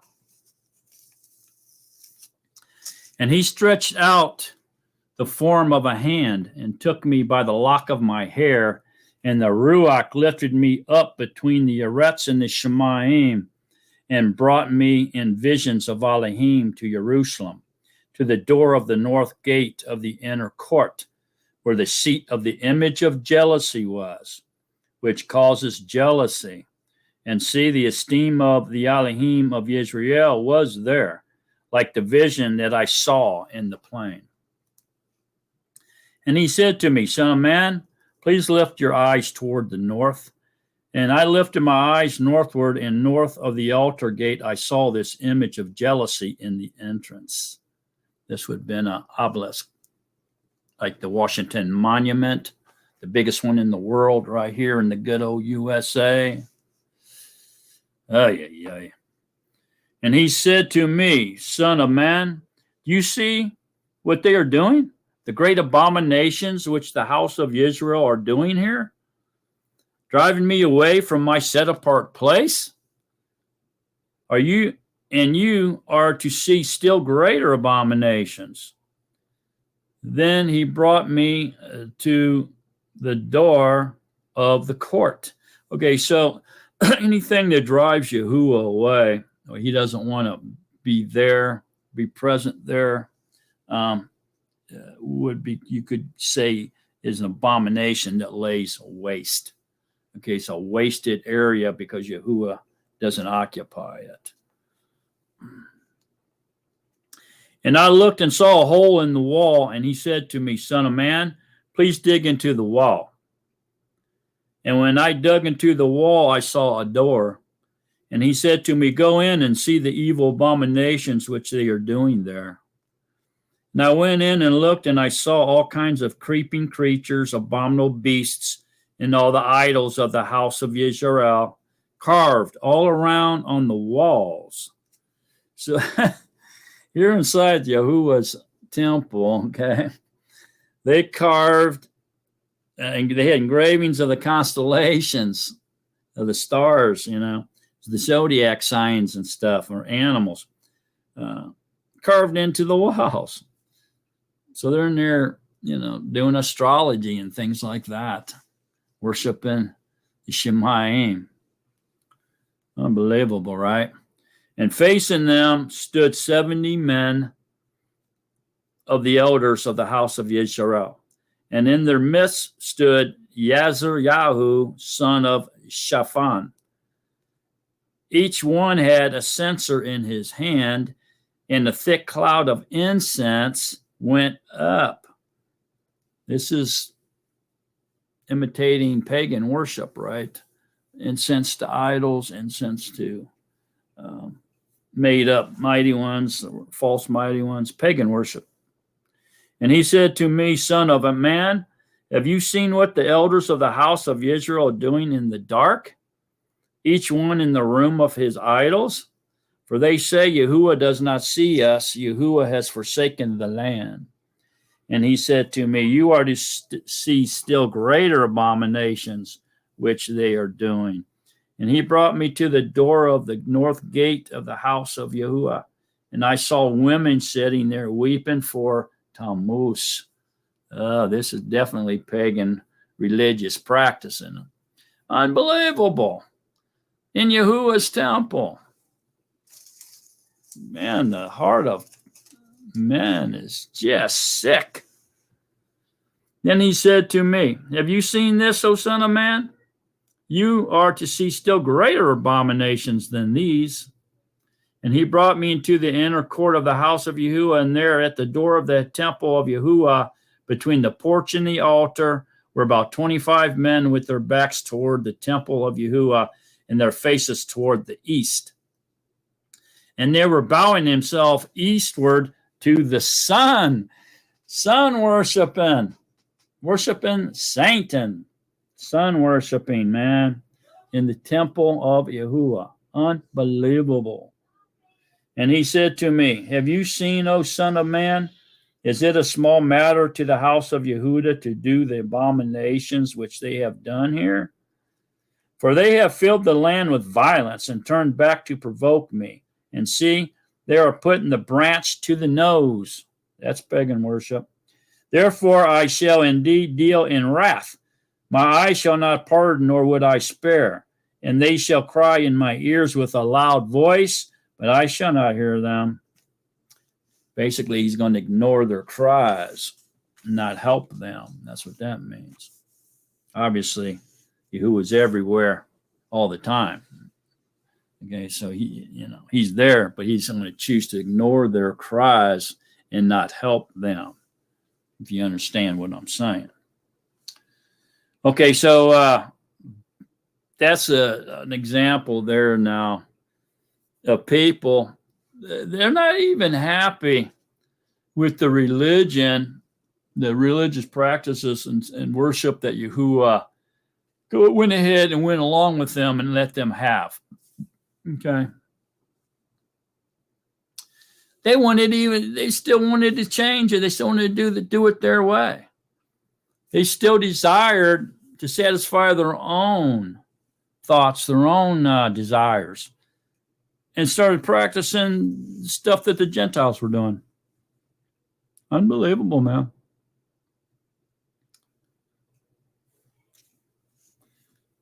Why? Well, the reason why is because they're in control. By worshiping false mighty ones that aren't real, it gives men control over that mighty one. So the mighty one basically serves them in a roundabout way. And that's why they do it. They don't want to serve Yahuwah. They want to be served. And so they make up these false mighty ones that they can boss them around, pray to them, worship them any way they want, any fashion they want, any type of ritual they want. It makes them feel good. And they can do it any way they want to do it. The mighty one isn't going to tell them what to do. They're going to do it any way they want to do. And all of a sudden, an earthquake happens, or a high wind comes, or a storm comes, or anything happens. And, we better go pray. And we better sacrifice a virgin to our mighty one. He's mad at us because we did something wrong. And so that builds on their dream, builds on their imagination, puffs them up even more, to make them even start to believe that the made up falsehood is actually able to direct power that they made up with their own minds. It puffs them up and makes them feel even more powerful. That's why they do it. Look at Ezekiel 13:17. And you, son of man, set your face against the daughters of your people, who are prophesying out of their own heart and prophesying against them. And you shall say, this is what the Master Yahuwah said. So here we go. We got prophecies running around prophesying out of their own heart to satisfy their own needs, their own desires. Woe to the women sewing bands for all joints of the hand, and to those making coverings for the heads. So this would be like scarves and veils, of every size, to hunt beans. You hunt the beans of my people while you keep alive your own beans. And you have profaned me among my people for handfuls of barley and for pieces of bread, to put to death beings that should not die, and to keep alive beings who should not live. But you're lying to my people and listen to lies.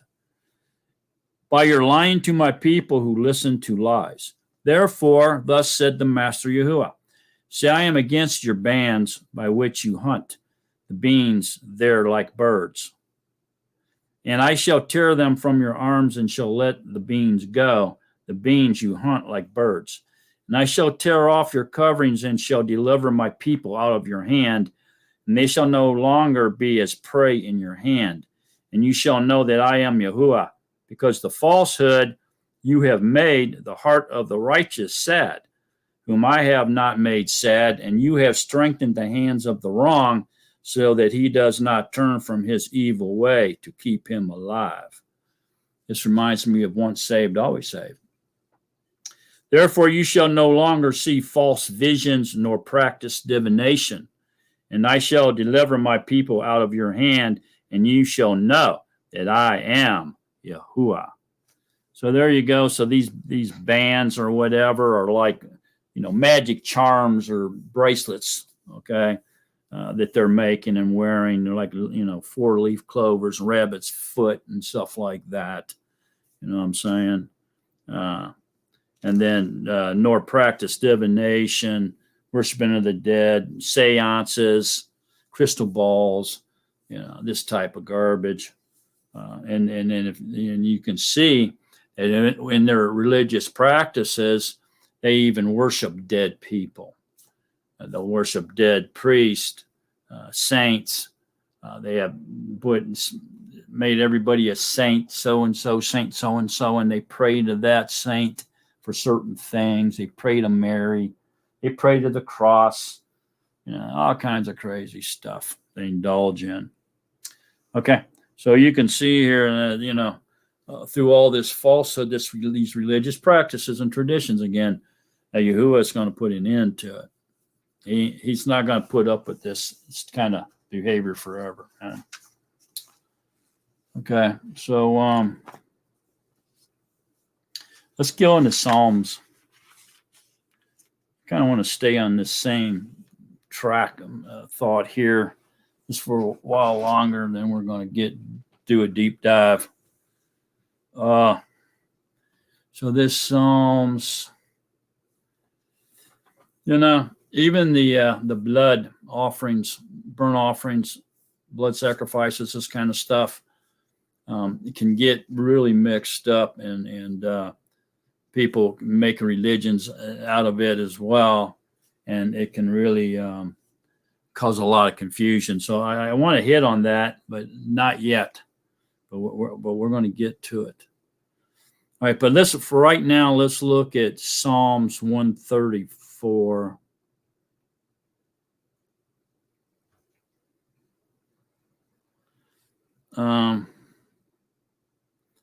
It says, "Come, bless Yahuah, all you servants of Yahuah, who are standing in the house of Yahuah by night.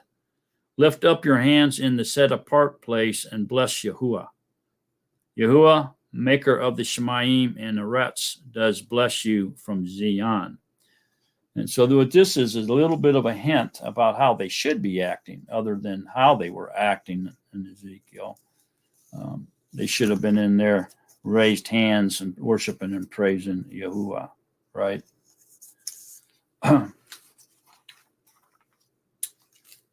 So we can follow up on that by going to John, Yehukanan 4, 23 and 24 says, "But the hour is coming, and now is, when the true worshipers shall worship the Father in spirit and truth.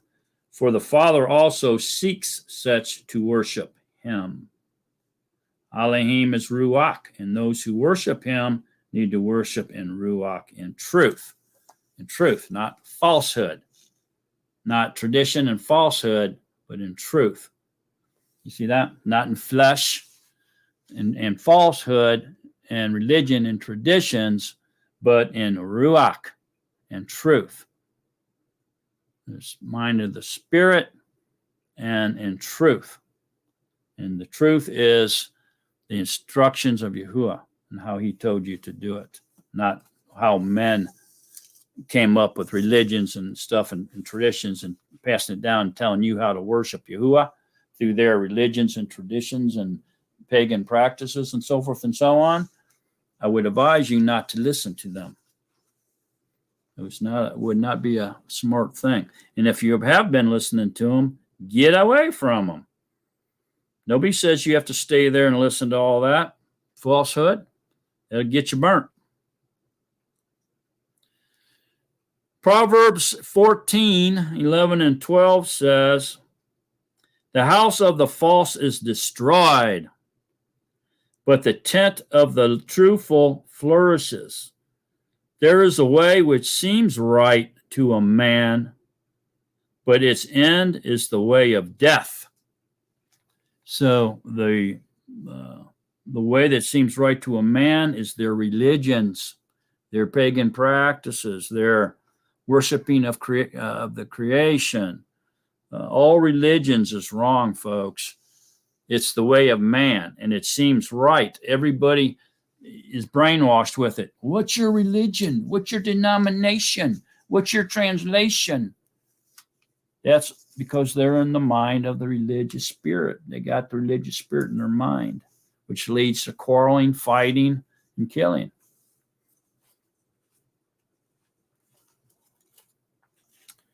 It seems right to man, religion, and it's got the vast majority of men fooled and tricked and ensnared, but its end is the way of death. If you're in a religion, I don't care what you call it whatever it is. If you're in a religion, you're wrong. All religions are wrong, and all religions are together, walking together on the wide road, which leads to destruction.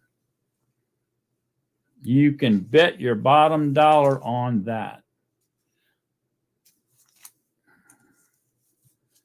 So let's just follow up on that there, Lynn. I want to look and see more what they should have been doing in the temple rather than, and they're putting branches to their nose and bowing to the sun and worshiping constellations and doing all that crazy stuff they were doing in there. And the Yahuah didn't tell them to do any of that stuff in there. They're the ones, it was their bright idea to build a house for him, a house of worship for him. And so he played along and said, okay, you want to do that? That little religious mind of yours, you really need to have that stuff in your life? Okay, go ahead, but do it. I'm going to show you how you're going to do it. This is how you're going to do it. And then so they get in there and then they're sport and say, well, I don't want to listen to Yahuwah's ways anymore. I want to go worship the sun, put a branch to my nose and bow down to Tammuz.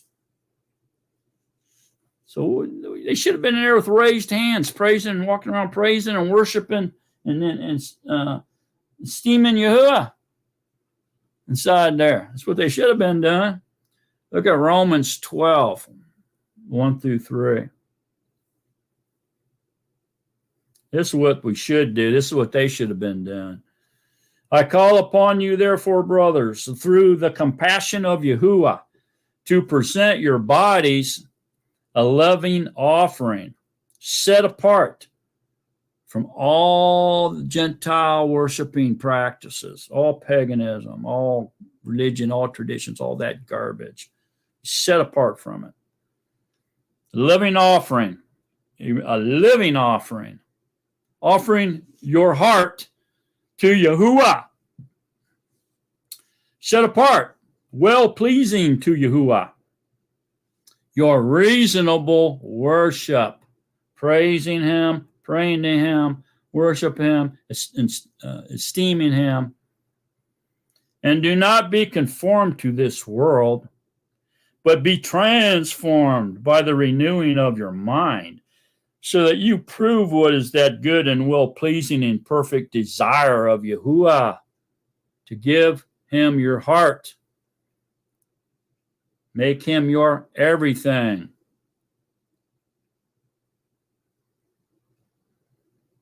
For I say, through the favor which has been given to me, to everyone who is among you, not to think of himself more highly than he should think, but to think soberly, as Yahuwah has given to each a measure of belief.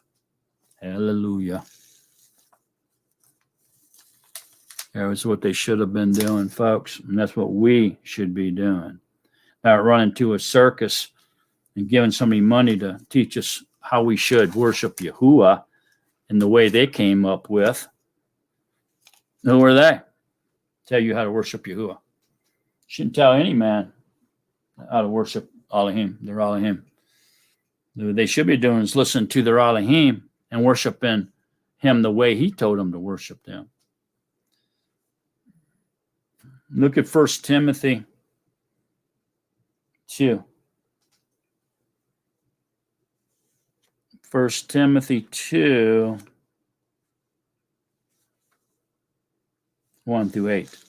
First of all, then I urge that petitions, prayers, intercessions, and thanksgiving be made for all men, for sovereigns and all those who are in authority, in order that we lead a calm and peaceable life in all reverence and seriousness. For this is good and acceptable before Yahuah, our deliverer. As it says, Yahuah, our deliverer, who desires all men to be delivered and to come to the knowledge of the truth, not the knowledge of learning how to perform a ritual or some type of religious practice, but to the knowledge of the truth, which is Yahuah. For there is one Yahuah and one mediator between Yahuah and men, the man Mashiach, Yahusha. So there you go. He's not mentioning Mary here. Mary's, there's not two mediators. You can't pray to Mary or any other saint to do something for you. That's hogwash. And don't buy into, oh, we're not worshiping Mary or them saints. Well, if you're getting down on your knees and putting your hands in some type of form, gesture under your chin, and you're on your knees and you're saying prayers to them, you're worshiping them. I got news for you. That's worship. And you are worshiping them. Liars. They're liars. They are worshiping them. Their actions prove otherwise from what their mouth is saying. Oh, we don't worship her. Oh, yes, you do. You're praying to her. That's a form of worship on your knees. You're bowing yourself.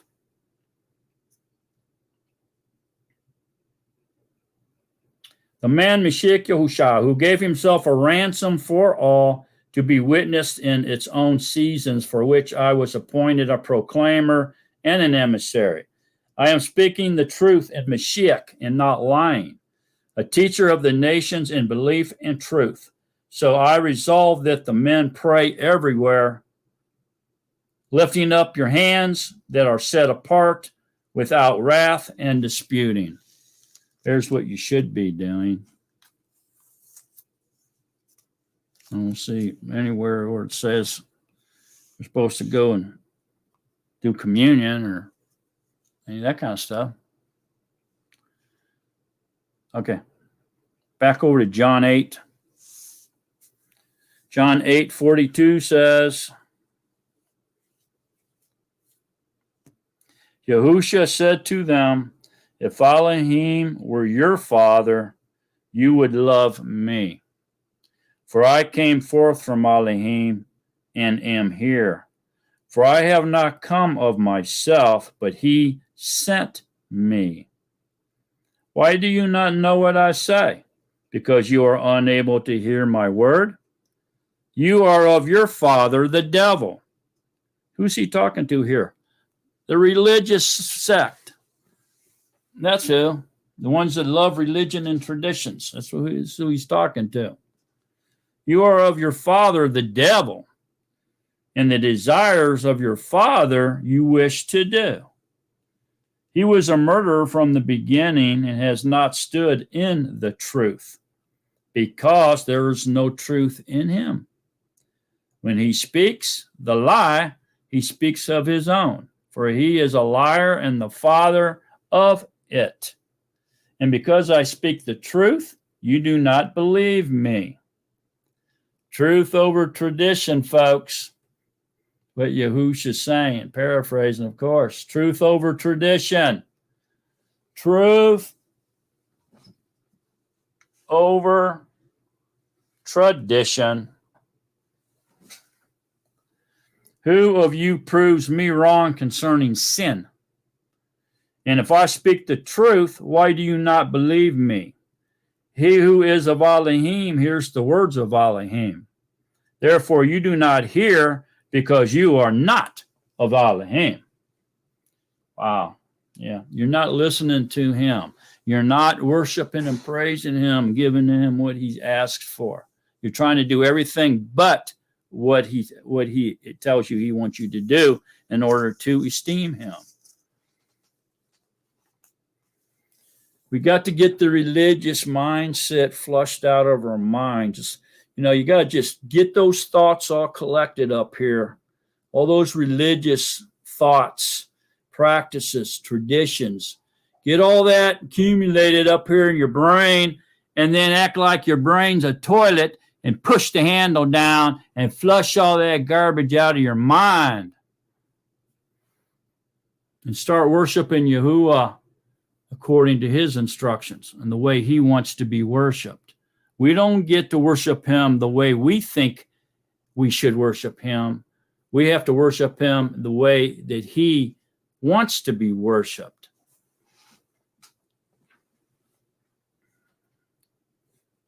Look at John 14:15. Oh, since we're over here in John 14:15. It clearly says, if you love me, you shall guard my commands. So obey my commands, guard my commands, obey my instructions, guard my instructions, if you will. Do not make up religions about me based on falsehood, men's dreams, religions, traditions, paganism, myths, fairy tales.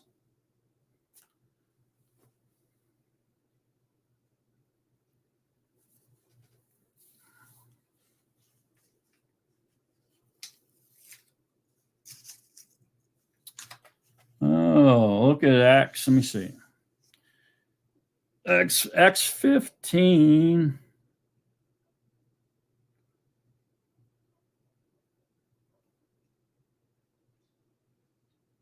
Okay, so here's kind of an example of what the pagans were doing, okay, the Gentiles were doing. They were doing all this weird stuff. Even the Israelites were worshiping other mighty ones, false mighty ones.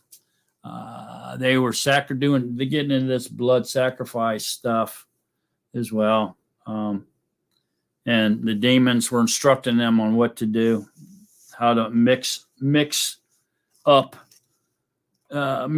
together the doctrine of demons, the religions of demons, religions of men, traditions of men, and Yahuwah's instructions all together, and come up with almost like a one world religious type thing, for everybody to fall for, so that everybody would be on the wide path that leads to destruction.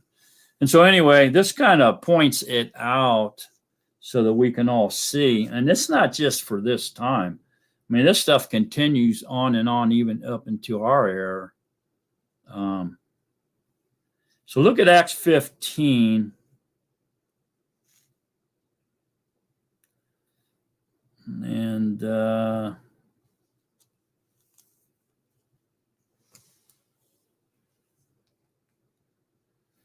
oh, shoot, man. Where do we start on this? No, don't really want to read the whole chapter here, but let's start. Yeah, let's start around. Almost going to have to jump around a little bit. Let's start here at 1 real quick, and I'm going to jump around just a little bit in this chapter. It says, and a certain man came down from Yehuda and were teaching the brothers, unless you are circumcised according to the practice of Moshe, you are unable to be delivered. So when Paul and Barnabas had no small dissension and dispute with them, they arranged for Paul and Barnabas and certain others of them to go up to Jerusalem to the emissaries and elders about this question. Okay, so they're trying to figure out what they have to do here to convert Gentiles, and so that they can worship Yahuwah as well. And so jump over to 4. It says, and having arrived in Jerusalem, they were received by the assembly and the emissaries and the elders, and they reported all that Elohim had done with them. And some of the believers who belonged to the sect of the Prushim, the Pharisees, rose up saying it's necessary to circumcise them and to command them to keep the Torah of Moshe. Okay, so then jump down here. That's the religious sect. So jump down to 12.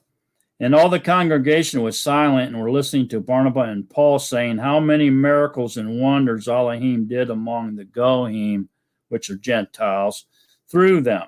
And after they were silent, Jacob answered, saying, men, brothers, listen to me.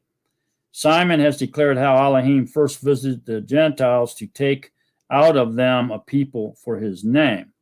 And the words of the prophets agreed with this, as it had been written. After this I shall return and rebuild the booth of Daud, which has fallen down, and shall rebuild its ruins, and I shall set it up so that the remnant of mankind shall see Yahuah. Even all, and that would be out of Ephraim, see being scattered through all the nations. Even all the Goyim on whom my name has been called, says Yahuah, who is doing all the lost sheep of Israel here, folks, Ephraim. This, who has made this known from of old. So here we go now. Listen to this. This is the Gentile converts that were born and raised in religious sects or religious churches, if you will, and they were having a hard time letting go of these religious traditions that they were taught from a baby. And so they were practicing all these religious rituals and stuff and practices as a baby up to the time they became adults, and then heard the truth and chose to convert, but they were having a hard time letting go of their traditions, okay, their customs based in paganism. And so they were already doing certain practices before they converted through this religious sect, right? Paganism. See what I'm saying? So it says, therefore I judge that we should not trouble those from among the nations who are turning to Elohim, because they're struggling. You know, they're trying to do away with their traditions and their paganism practices, but it's hard for them because they want to do more. So it's what humans do. They always want to do more than they need to do. They either want to add or take away. They won't be satisfied doing what they're told to do by Yahuah. But when we write to them to abstain from the defilements of idols, see, idol worshiping, that's what they were doing in those, in their pagan religions. They were brought up in those religions. They were defiling themselves with idols, statues, images, probably portraits, things like that, bowing to them like people do today inside of religious sects. The Gentiles, the Goyim, are still doing these things even today. That's what I'm trying to say. And from whoring, here whoring going after other mighty ones, or it could even be they were going in there and paying, giving tithing to temple prostitutes and having sex. And they were male and female prostitutes in these Gentile temples. And so they'd go in there and tithe, and they'd get sex in return. Now they don't get sex in return. Well, some may. I don't know what they're all doing inside these churches, but mostly they've changed. Instead of offering prostitutes for their tithes, they offer indulgences and the removal of sin. Like you can buy time off purgatory for yourself or a loved one that's spending time in purgatory by tithing. So they've kind of changed up what the tithing can do for you, but it's the same, basically the same nonsense. And from what is strangled and from blood. And so they were strangling animals, almost like a voodoo type practice, where they were breaking their necks, strangling them, cutting them open, draining out their blood, not on the ground, but into cups, bowls, glasses, and drinking the blood of these animals. This was religious practice for these people that converted.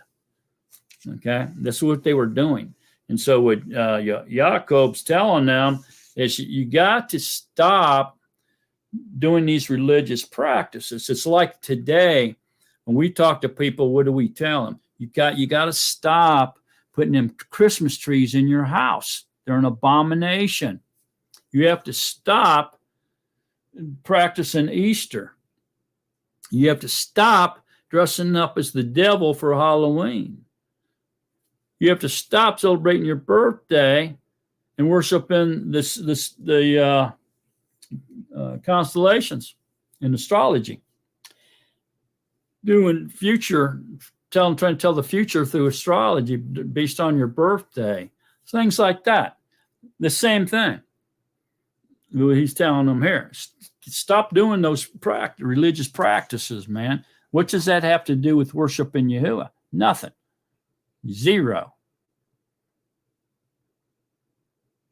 For from ancient generations, Moshe has in every city those proclaiming him, being read in the congregations every Shabbat. So he's telling them, stop doing those old practices, those pagan religious practices, and rituals, and traditions that you were brought up in. You can't do them anymore. Stay away from them, temples, and start going to congregations on the Shabbat and listening to Moshe read so that you can learn what Yahuah desires, what Yahuah wants you to do, how Yahuah wants you to worship him. And it's not by whoring, giving tithes to prostitutes, or defiling yourself with idols, or strangled animals, and from drinking blood. He doesn't want you to do those things. Go learn what Yahuah desires, what Yahuah wants you to do to worship him, because those aren't it. Okay?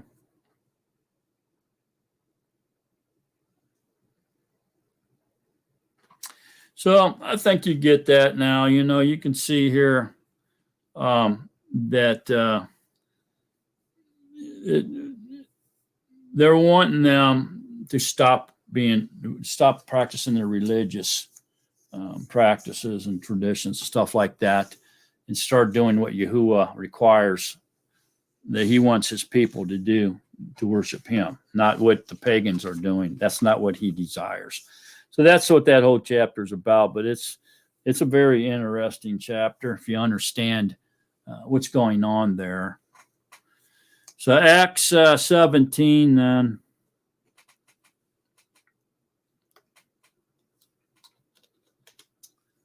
Acts 17, say 14.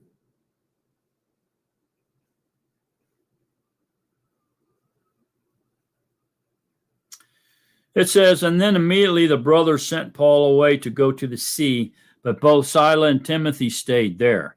And those who arranged for Paul brought him to Athens, and receiving a command for Silas and Timothy to join him as soon as possible, they departed. But while Paul was waiting for them at Athens, his heart was stirred up within him when he saw that the city was wantonly idolatrous. Okay, so they were, worshiping statues, images, portraits, nature, earth, Shemayim, animals, themselves, whatever. Okay, it was one big party. Okay, they could worship anybody they wanted or anything they wanted, any way they wanted to. All right, and Paul thought, oh boy, this place is a mess. Okay, full, saturated with pagan rituals and religions and traditions. So therefore, indeed, he was reasoning in the congregation with the Yehudim and with the Gentile worshipers, and in the marketplace daily with those who met there. And some of the Epicurean and the Stoic philosophers encountered him, and some were saying, what does this babbler wish to say? And others said, he seems to be a proclaimer of strange mighty ones. Talking about the kettle calling the pot black, right? Because to them he brought the Basora, Yahusha, in the resurrection. So they laid hold of him and brought him to Areopagus, saying, Are we able to know what this fresh teaching is of which you speak? For you are bringing some strangeness to our ears. We wish, then, to know what these mean. For all the Athenians and the strangers living there spent their leisure time in doing nothing but to speak or to hear what is new. And having stood in the midst of Areopagus, Paul said, Men of Athens, I see that you are very pious in every way. For passing through and observing the objects of your worship, the objects of your worship, I even found an altar with this inscription, To the unknown mighty one, not knowing then whom you worship, I make him known to you. So here we have religious objects, superstitions, traditions, any of that kind of stuff. Myths is just another. These are just another word for idolatry, folks. Don't be fooled by these words. It don't matter. It's idolatry. Period. It's all idolatry, all of it. And we know that that's a direct violation of the second commandment.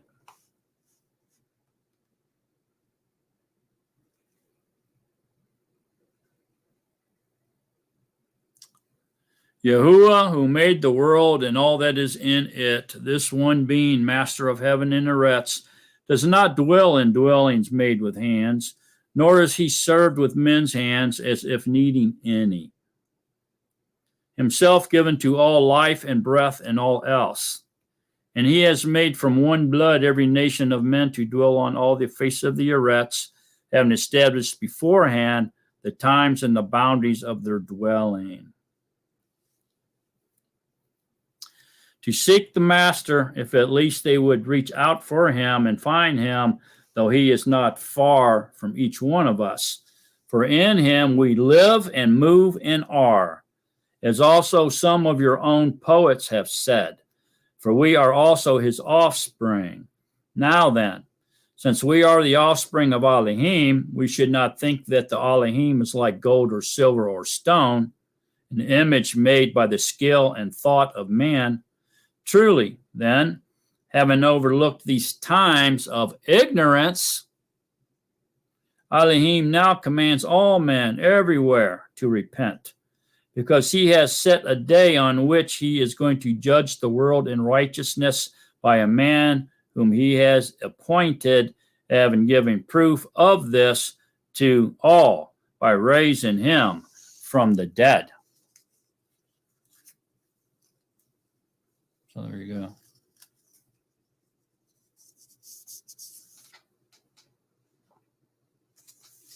There you go. And unbelievably, they continue to bow down to images and carved images and statues and stuff. Even today, it's sad, man.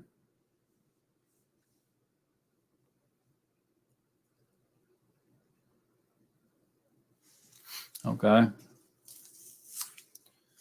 So let's move on from there. We need to go to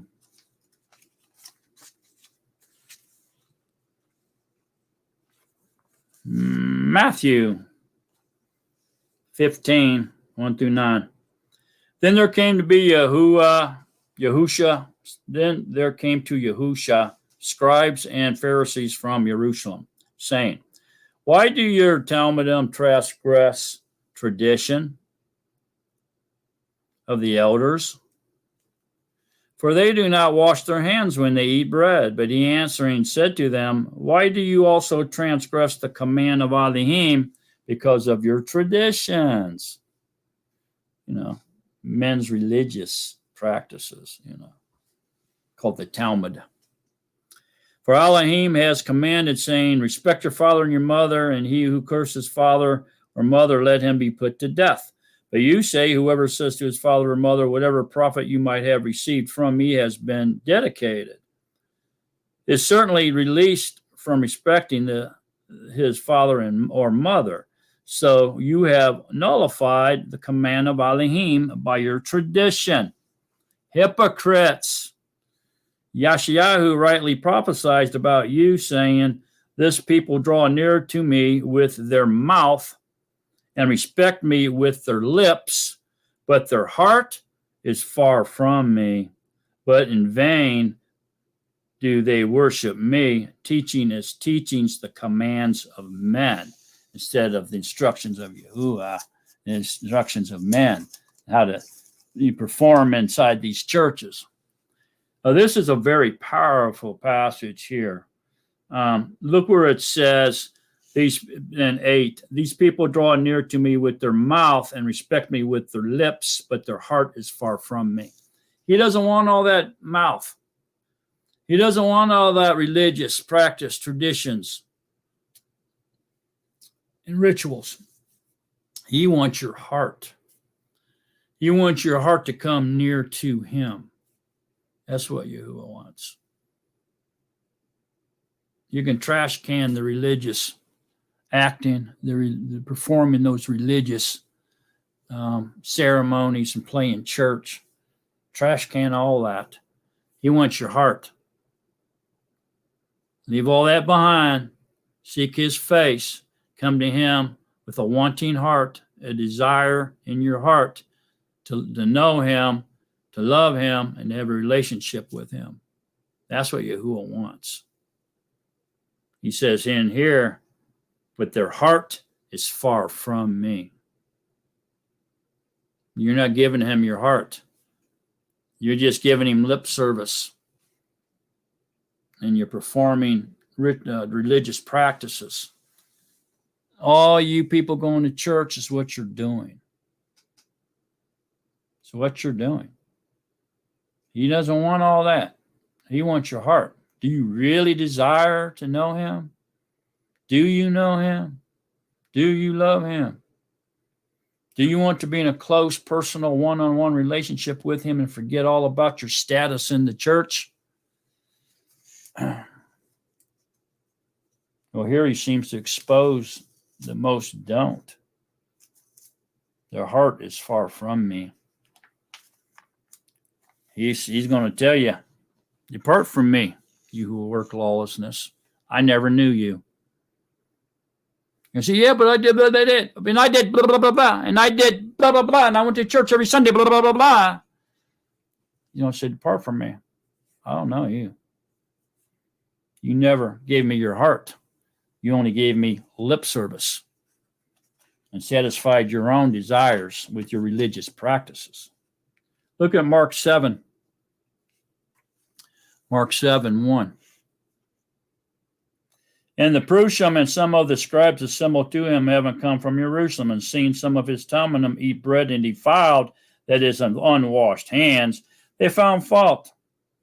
For the Prushim and the Yehudim do not eat unless they wash their hands, ritually holding fast the tradition of the elders. And coming from the marketplace, they did not eat unless they wash. And there are many other traditions which they have received and hold fast. The washing of cups and utensils and copper vessels and beds. Then the Prushim and the scribes asked him, why do your Talmud not walk according to the tradition of the elders, but eat bread with unwashed hands? And he answered and said to them, well, did Yashayahu prophesy concerning you hypocrites? And it has been written, this people respect me with their lips, but their heart is far from me. And in vain do they worship me, teaching as teachings the commands of men. Forsaking the command of Elohim, you hold fast the tradition of men. And he said to them, well, do you set aside the command of Elohim in order to guard your traditions? So there you go. It's clear. Yahushua is exposing the darkness there, exposing them and saying, you are not worshiping Yahuah according to Yahuwah's instructions. You are worshiping according to your own desire and the way you want to do it. And you've added many, many things to the point where you have totally forsaken the instructions of Yahuah on how to worship him. You're worshiping you're only worshiping in order to be worshipped. Basically what he's telling them.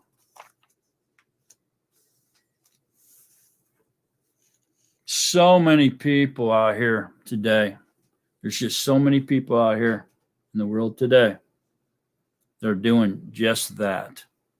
They're only worshiping and praising him in order so that they can be worshiped and praised and esteemed by men. It's a sad thing, man. But so true.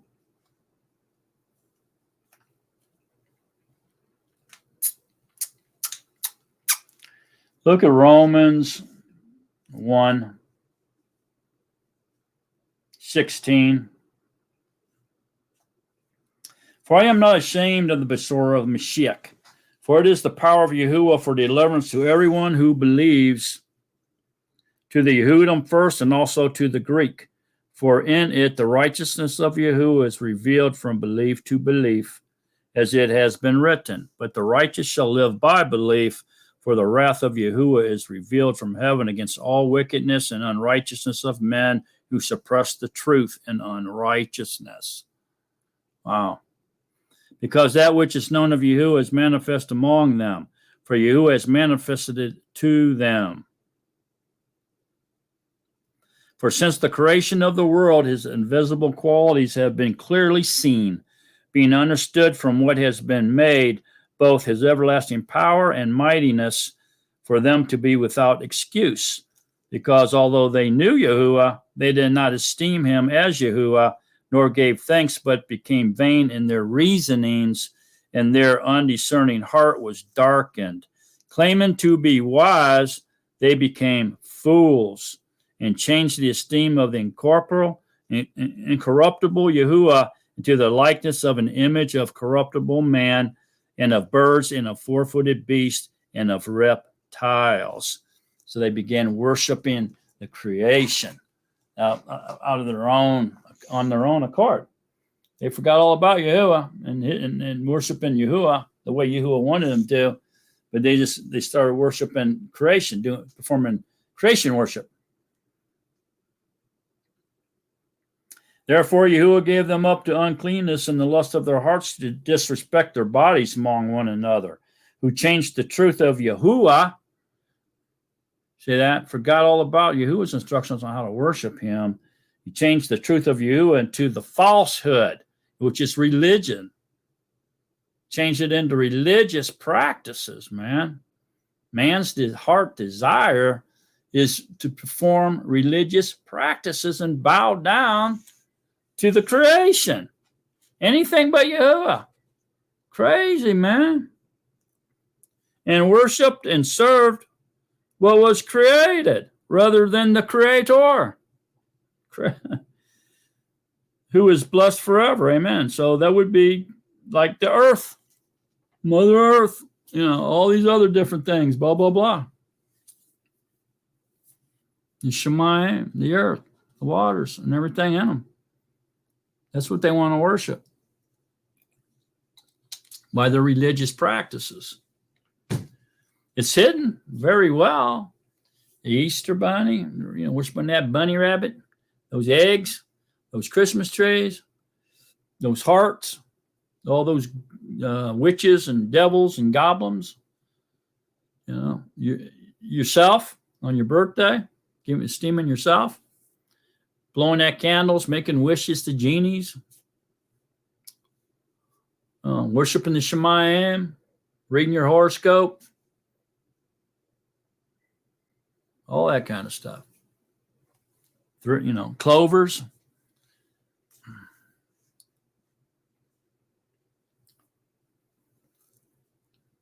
Because of this, Yahuah gave them over to degrading passions, for even their women exchanged conventional relations for what is against convention. And likewise, the men also, having left conventional relations with women, burned in their lust for one another, men with men, committing indecency and receiving in return the penalty which was due for their straying. And even as they did not think it worthwhile to possess the knowledge of Yahuah, Yahuah gave them over to a reprobate mind to do what is improper, having been filled with all wickedness, whoring, wickedness, greed, evil, filled with envy, murder, fighting, deceit, lies, evil habits, whisperers, slanderers, haters of Yahuah, insolvent, proud, boasters, devisers of evil, disobedient to parents, without discernment, covenant breakers, unloving, unforgiving, ruthless, who, though they know the righteousness of Yahuah, in other words, they know how Yahuah wants them to worship him. It's not through a religion of any sort. That those who practice such deserve death. They know the righteousness of Yahuah, that those who practice such deserve death, not only do the same, but also approve of those who practice them. So anybody who agrees with them or goes along with their agenda or says, I don't care what they do, as long as they keep it away from me, well, you're going along with it. That's not good either. You can't go along with that stuff.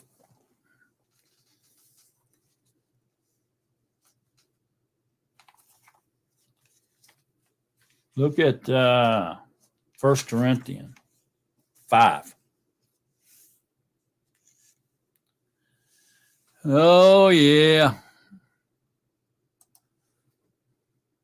This is something else, this stuff, isn't it? All righty here.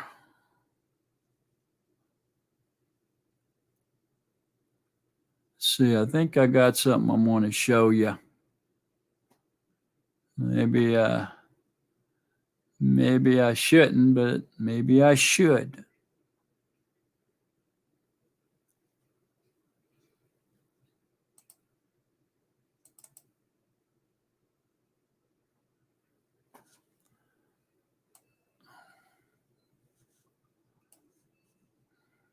Okay. 1 Corinthians 5:6. Your boasting is not good. Do you not know that a little leaven leavens the entire lump? Therefore, cleanse out the old leaven, so that you are a new lump, as you are unleavened. For also Mashiach, our Passover, was offered for us. So then let us observe the festival, not with old leaven, nor with the leaven of evil and wickedness, but with the unleavened bread of sincerity and truth. I wrote to you in my letter not to keep company with those who whore. And I certainly did not mean with those of this world who whore, or with the greedy of gain, or swindlers, or idolaters, since then you would need to go out of the world. Go out of the world to get away from those people. And they're all through this whole world saturated with them, right? Okay, so this is kind of like talking about the Passover and leaven, getting the leaven out during the Feast of Unleavened Bread, right? And of course, just a little leaven leavens the entire lump. So you cannot compromise. Okay, you can't say, well, I still do birthdays, that's not too bad, or yeah, I don't know, man, that cross, I'm not bowing down to that cross. I just got it hanging on my wall. It's been there a long time. It's not hurting nothing. A little leaven leavens the entire lump. So you got to clean it all up. And what's amazing here is it speaks about the Passover. Mashiach, our Passover lamb, was offered for us. So let us observe the feast of the festival. What's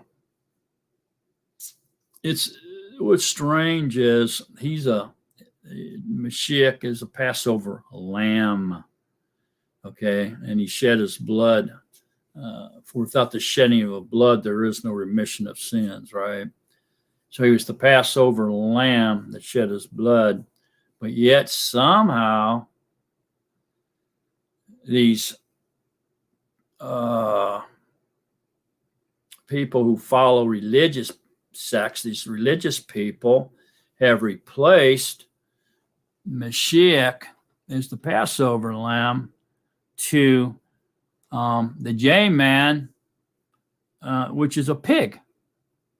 So you have Yahusha, the Passover lamb, replaced by Jesus, the J-man, the pig. Passover pig? I've never heard of it. And so why, instead of eating the Passover lamb and unleavened bread, do they eat pig, ham, cook ham on Easter and bake bread? I don't understand. Where did all that come from? So here we go. We got Jesus, which means in Latin, pig. It means earth pig or hog in Latin. So Jesus, the Passover pig, replaced Yahushua HaMashiach, the Passover lamb. Why? Because of religion? Religion? Traditions? Perversion? Disobedience? Wickedness? Why? It's a big question, isn't it?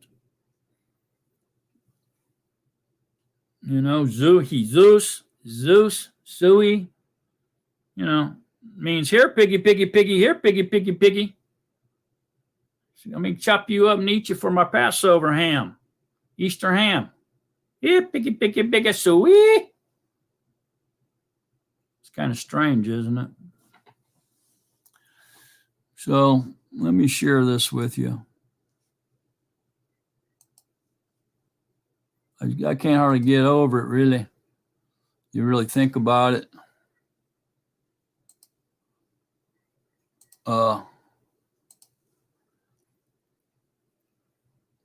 Jesus, which means earth pig or hog in Latin, is our Passover pig. That's weird, man. Who come up with that one? So here's what I wanted to share with you. This is in the Vatican, by the way. This is Easter or Ishtar.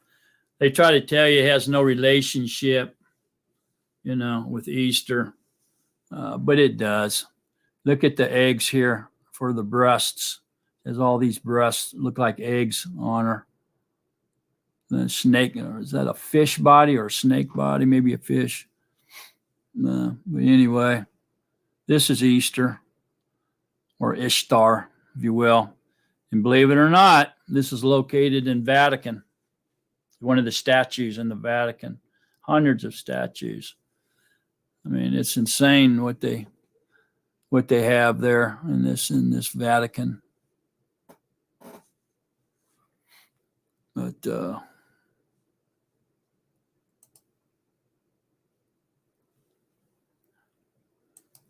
I just really don't know what to think of it. It kind of got me baffled on how they changed the Yahusha, the Passover lamb, to Jesus, the Passover pig. I mean, I'm astonished at it. I don't know what to think of it. But I was going to show y'all something else, but maybe I shouldn't. But maybe I should. Okay. So speaking of the Vatican, which has many rooms in it, many secret places within the Vatican, hundreds of statues, images of worship in the Vatican. On top of the Vatican, on the court of the Vatican, inside the Vatican, all kinds of different places. They have a serpent staircase. They have the Vatican itself looks like a serpent from above.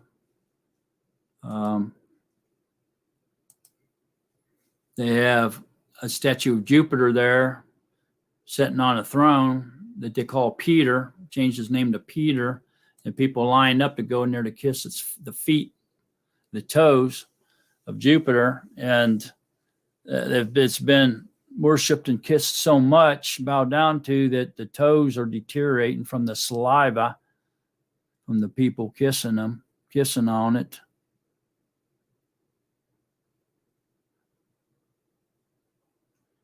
Let me see if I don't know. I shouldn't show you all this, but I'm on to. I just found this out today. You see that? Guess what that is?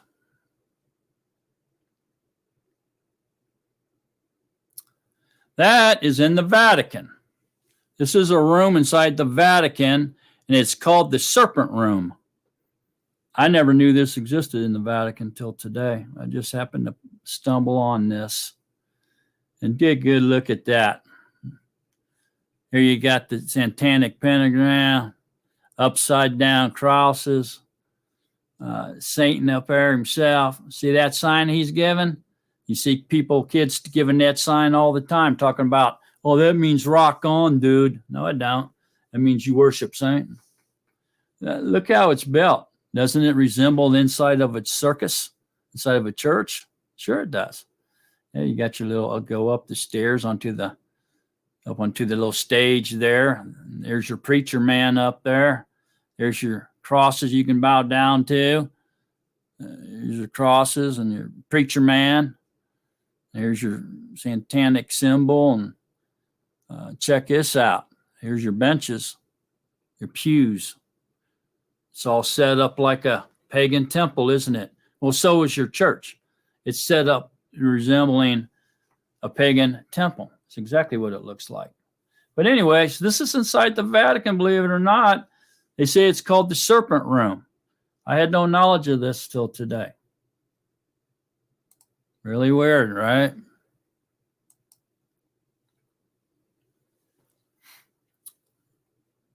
Okay. So, I don't know. I'm going to get off of that, but it just, I'm astonished really about how they turned a lamb into a ham. A lamb into a ham. What? Boy, the mind of a human, something else. All right, let's look over here, 1 Corinthians 10.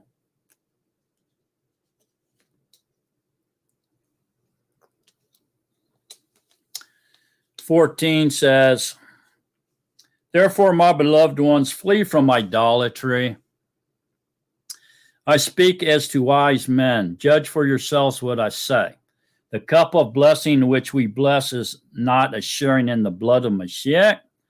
The bread we break, is it not a sharing of the body of Mashiach?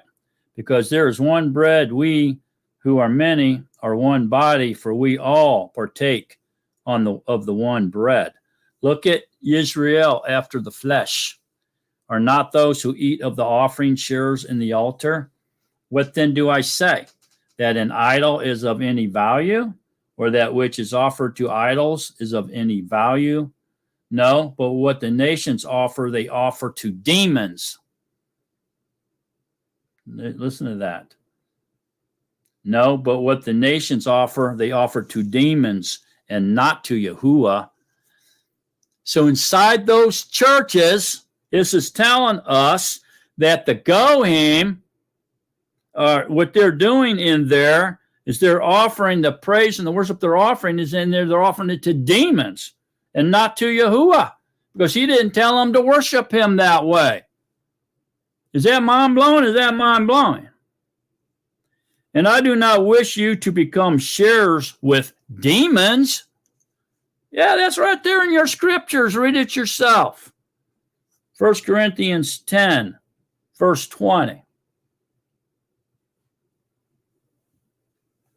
You are not able to drink the cup of the master in the cup of demons. You are not able to partake at the table of the master and the table of demons. Do we provoke the master to jealousy? Are we stronger than he? Wow, man, that's powerful stuff right there. In other words, you can't be worshiping Yahuah and sharing supper with Yahusha when you're not doing it the way Yahuah told you to. In other words, you're doing it the way that men has told you to, or demons have told you to. So therefore, you're sitting at the table of demons and you're worshiping demons. If your religious practices are outside of the instructions of Yahuah, then your offerings, your worshiping is being done to demons. Now that's disturbing. That is disturbing. So maybe by calling Yahusha by the wrong name, Jesus, maybe, just maybe, Yahuah overlooks your ignorance.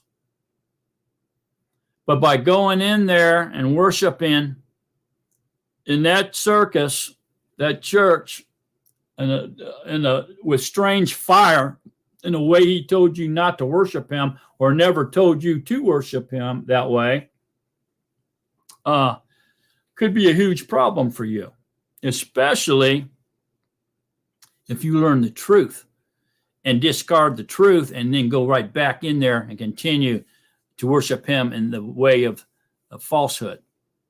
Now you're definitely in some trouble. Look at Galatians 4, 8 and 9. But then indeed, not knowing Yahuah, you serve those which by characteristics are not mighty ones. But now, after you have known Yahuah, or rather are known by Yahuah, how do you turn again to the weak and poor elementary things, to which you wish to be enslaved again? You observe yamim and months and seasons and years. So this would be like Gentile ritual days, holidays, birthdays, things like that. For Israelites, it would have been circumcision and blood sacrificing, for animal blood sacrificing, circumcision, this type of stuff. So it's just nuts.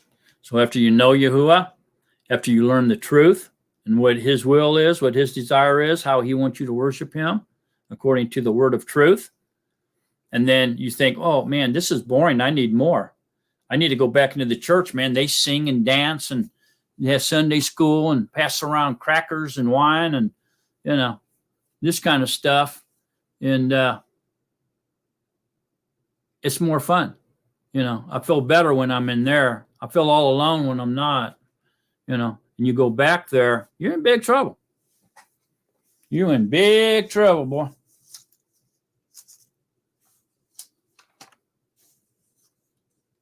You better stay out of that church. You better separate yourself. Set yourself apart from the religions. There's no religion that's right. All religions are wrong. There's no religion is required to worship our Creator. None. There is no religion required to do that. None. Get religion out of your mind. We don't have to be involved in a religion to worship Yahuah. He wants you to come to him with a broken spirit, poor in spirit. He wants you to come to him in humility and seek his face out and love him and give him yourself, your entire self and your heart to him, especially your heart to him, and to love him forever. That's what he wants of you. That's what he requires of you. That's what his desire is. Not for you to perform some weird religious practice every Sunday and give somebody your money to teach you how to practice their religion. It's not what he wants. It's not what he wants.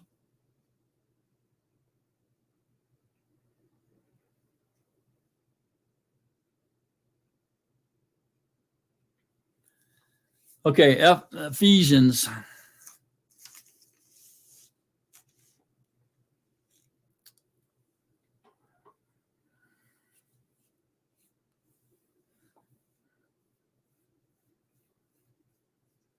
One. Become then imitators of Yahuah as beloved children, and walk in love, as Mashiach also has loved us, and gave himself for us a gift and an offering to Yahuah for a sweet-smelling fragrance. Yeah. Give yourself for an offering to Yahuah. Give him your heart for an offering. We don't really see Yahuah doing any religious practices as we read through scriptures, do we? I've never read anywhere where he was sacrificed an animal. I mean, I see that he attended the 7 appointed times, but I've never seen him or read of him performing any rituals or religious practices. Have you? Not that I know of.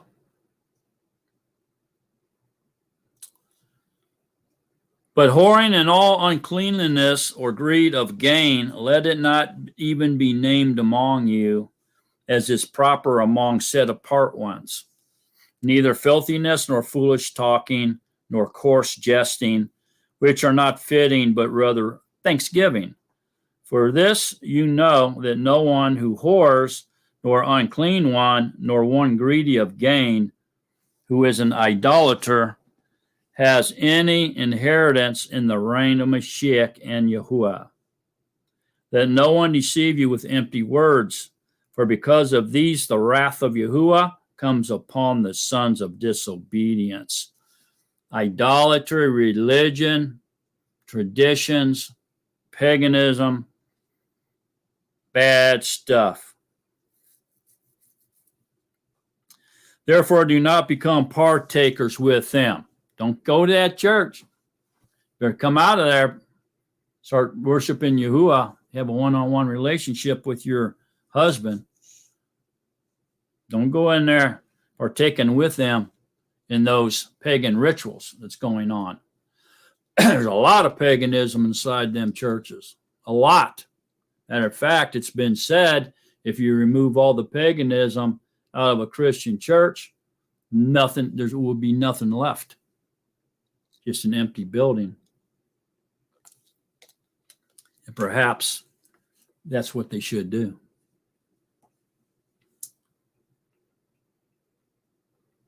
For you were once darkness, but now you are light in the Master. Walk as children of light.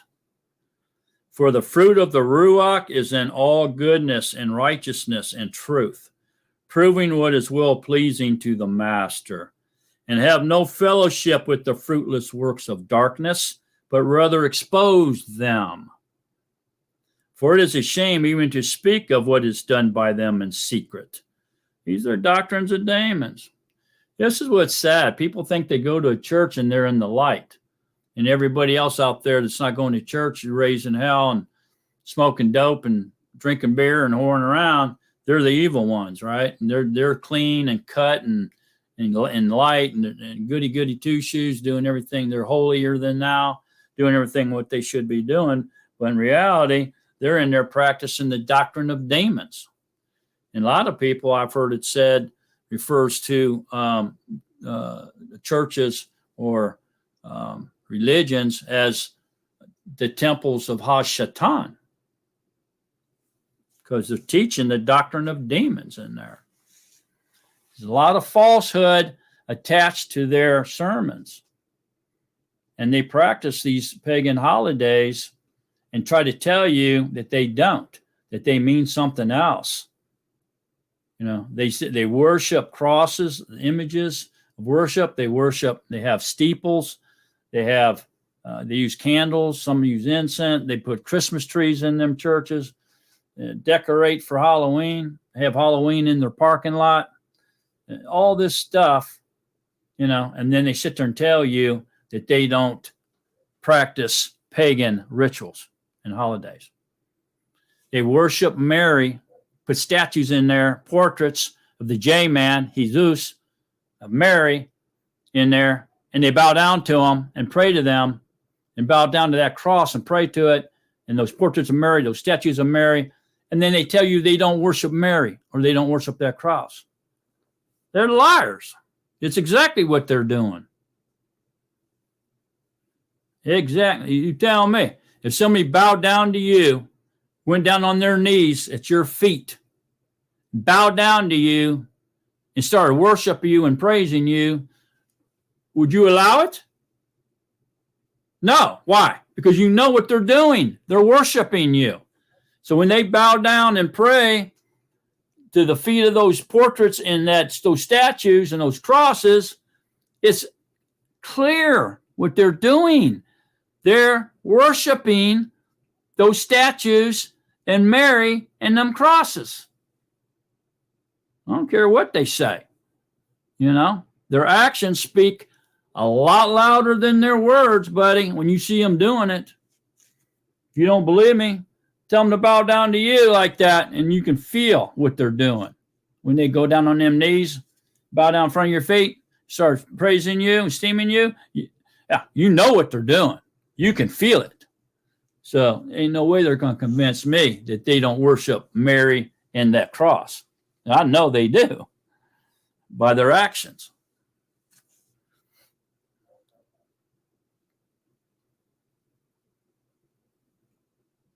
For it is a shame even to speak of what is done by them in secret. Oh my goodness, what are they doing behind the scenes? Probably doing what the priests were doing in the temple behind the scenes, right? Worshiping creation, trees, tammuz, obelisks, the sun, putting branches to their nose. Who knows what they're doing in secret in them churches?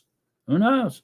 They might be doing animal sacrifices and worshiping Satan in there, and nobody's there. Who knows? Nobody really knows what they're doing. But Scripture says, for it is a shame even to speak of what is done by them in secret. Wow. But all things being exposed are manifested by the light, for whatever is manifested is light. That is why he says, wake up, you who sleep, and arise from the dead, and Mashiach shall shine on you. See then that you walk exactly, not as unwise, but as wise, redeeming the time because the days are wicked. So then do not be foolish, but understand what the desire of Yahuah is. Hear that? So do not be foolish, the folly of idolatry, but understand what the desire of Yahuah is, how he wants you to worship him. And do not be drunk with wine in which is loose behavior, but be filled with the Ruach. That's a command, to be filled with the Ruach HaKodesh, Yahusha's spirit. Speaking to other in psalms and songs of praise and Ruach-like songs, singing and striking the strings in your heart to the Mashiach. Playing that music within yourself, man. Joy, peace, compassion, love. I mean, wow. Giving thanks always for all to Yahuah the Father in the name of our Master Yahushua Mashiach, subjecting yourselves to each other in the fear of Yahuah. Wow.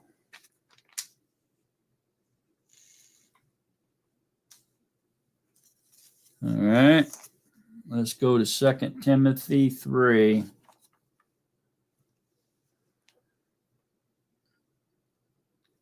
Second Timothy 3, 1 through 6.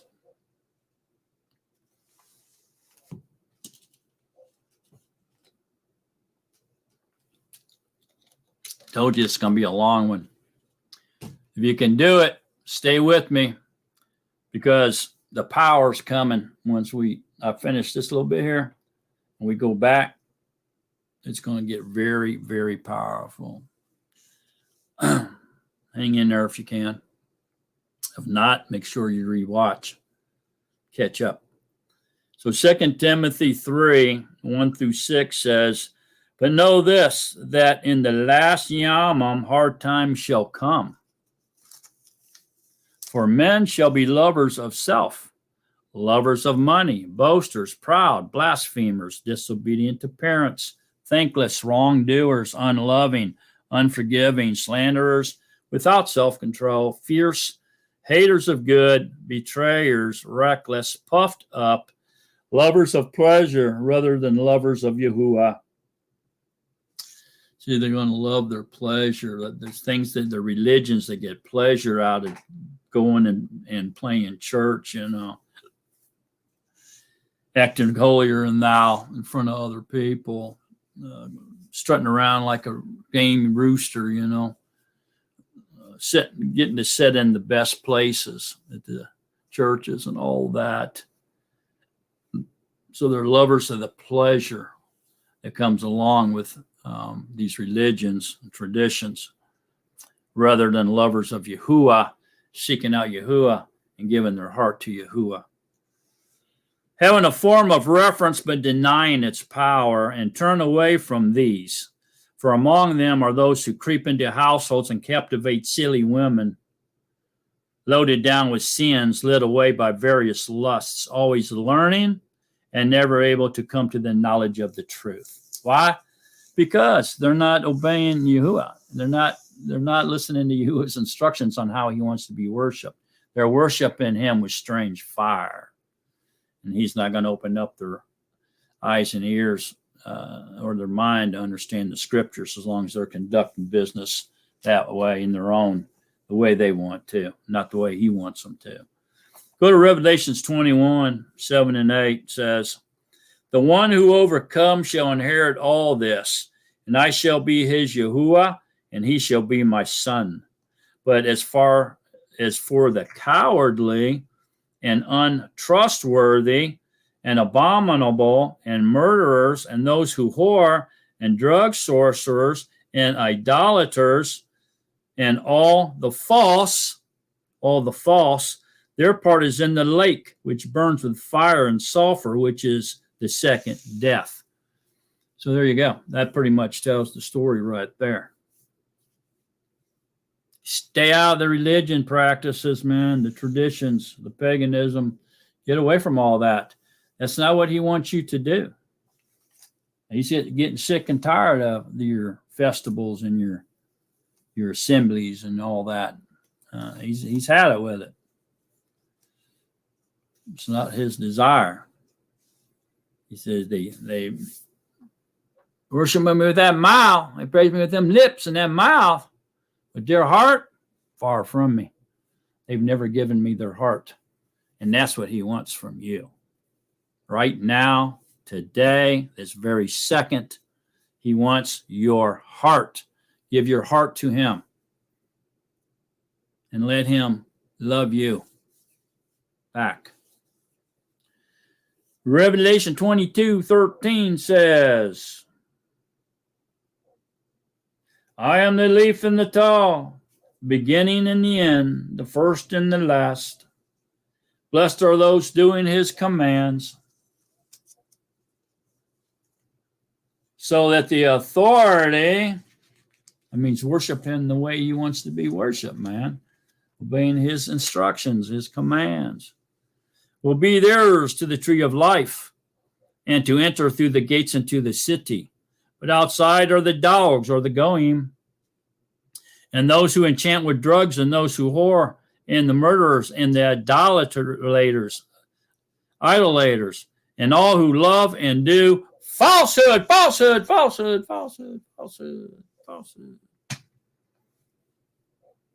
You gotta get away from that falsehood. Religious teachings, it's falsehood. Traditions are falsehood. So falsehood here is huge. Okay, so falsehood in this context is the absence of truth. Absence of truth or accuracy, and it can be seen as the practice of lying, untruth, malicious lies, myths, fables, fairy tales, which causes others to believe in a big, fat lie. And I'm telling you something here right now. If you're teaching people lies and it ain't in Scripture, and they're basing their entire worshiping and praising relationship with Yahuah based on those lies you're telling them, you're going to fall into that category right there. All who love and do falsehood, falsehood, falsehood, falsehood, falsehood, falsehood, falsehood, falsehood.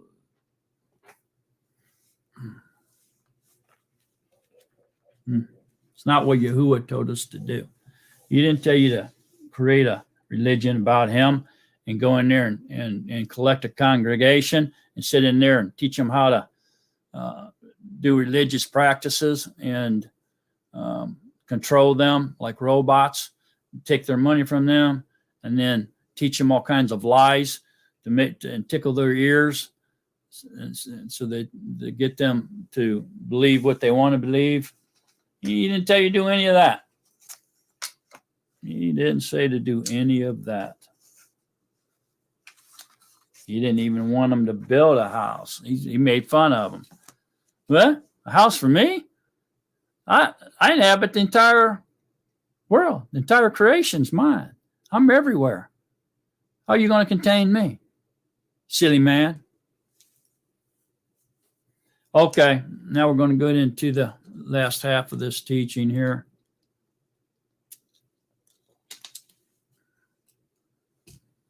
And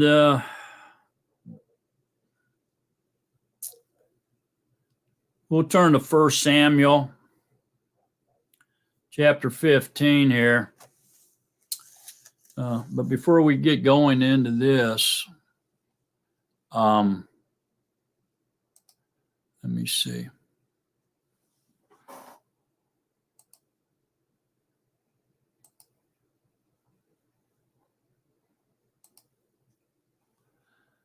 I'll tell you what, let's do an intermission.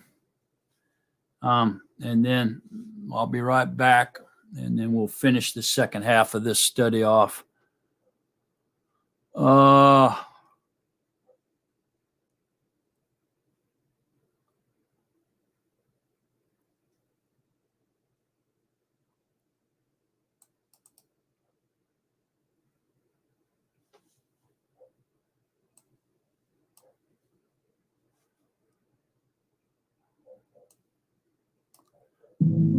I'll be back in about 3 minutes.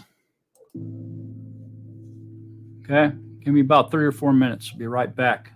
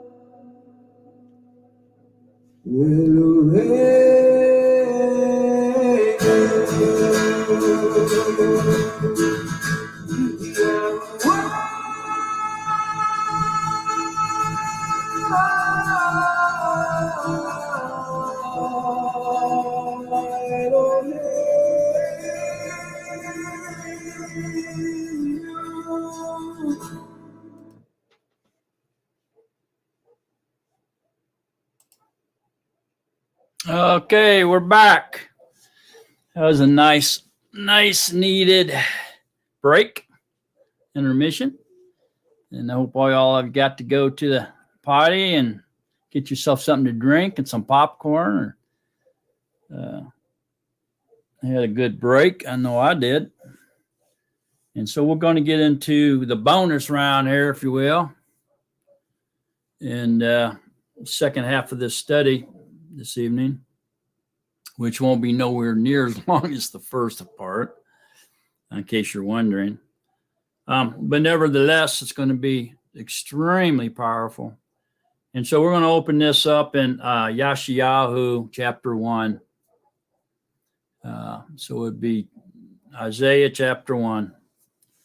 We'll open this up in verse 11.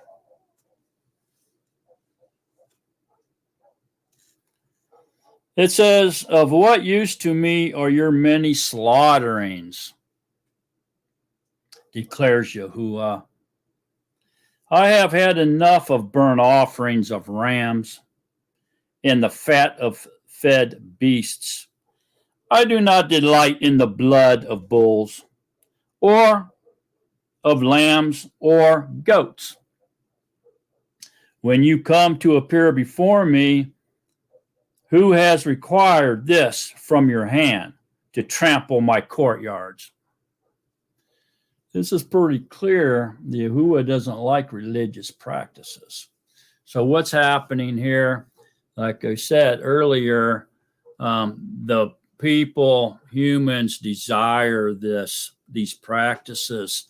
They do it because they want something to do. They feel like there has to be more than just giving Yahuah their heart. That there's something they have to do, like they have to earn their way into the presence of Yahuah. And it's not what Yahuah wants. Because of their desires, he went ahead and gave them what they were asking for, a religion of sorts. And he instructed them how to conduct it in order to use it to esteem him and not themselves. Okay, of course, they blew it, as we all know. But this is pretty clear. Yahuah is not digging religious practices or traditions or festivals or blood sacrifice or any of this kind of stuff. It's not his desire. Why? Because he knows it's a waste of time. It's not what he's looking for. He's looking for love. He's looking for a bride. He's looking for somebody who wants to love him back and give him their heart, and someone who wants to be with him all the time and share their life with him. Okay, and this is what he's looking for, folks. He's not looking for you to go into a church every Sunday and listen to the preacher preach at you, give money to him, sing a couple songs, and leave. And then you don't think about him anymore the rest of the week. Just go out and continue doing whatever it is you were doing. He ain't what he wants. He wants a one-on-one personal relationship with you. It's very clear, and it's going to get a lot clearer as we continue to study here now. So stop bringing futile offerings, incense. It is an abomination to me. Wow. How more clearer can Yahuah say that?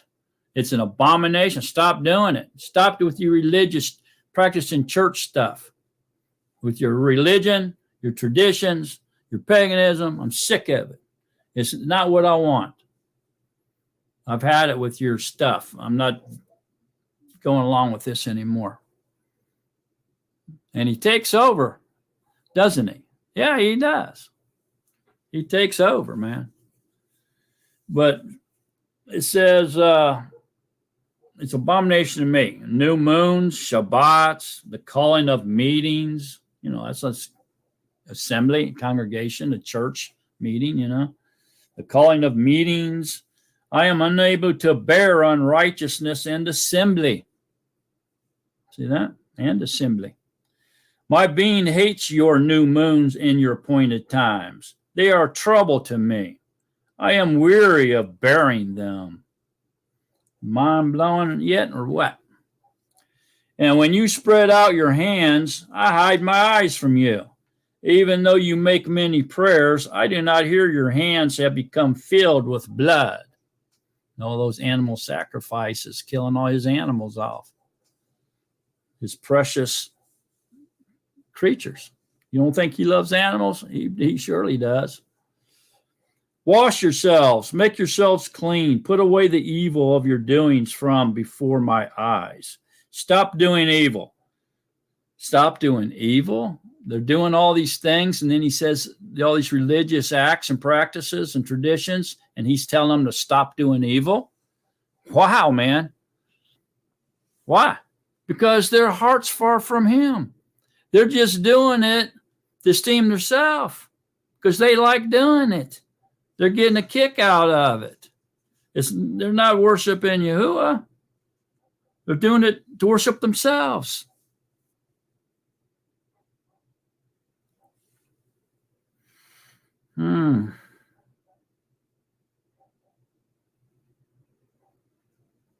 Learn to do good. Learn how to worship Yahuah the way he wants to be worshiped. And it's just a relationship he's desiring from you, a loving, one-on-one personal relationship.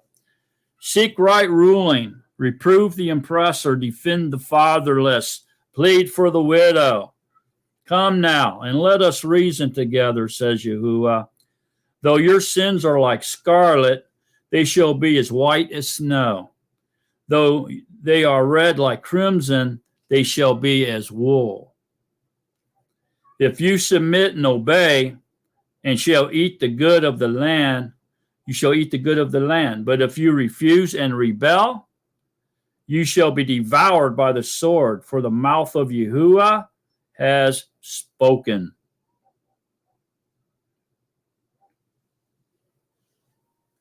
Wow.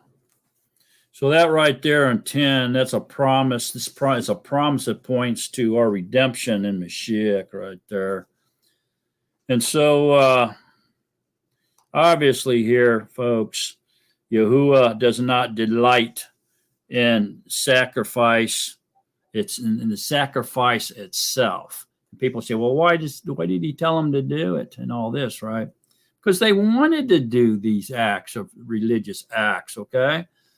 But he does not delight in these sacrifices in themselves, okay? The sacrifice itself, but in the right heart of the person who is offering it.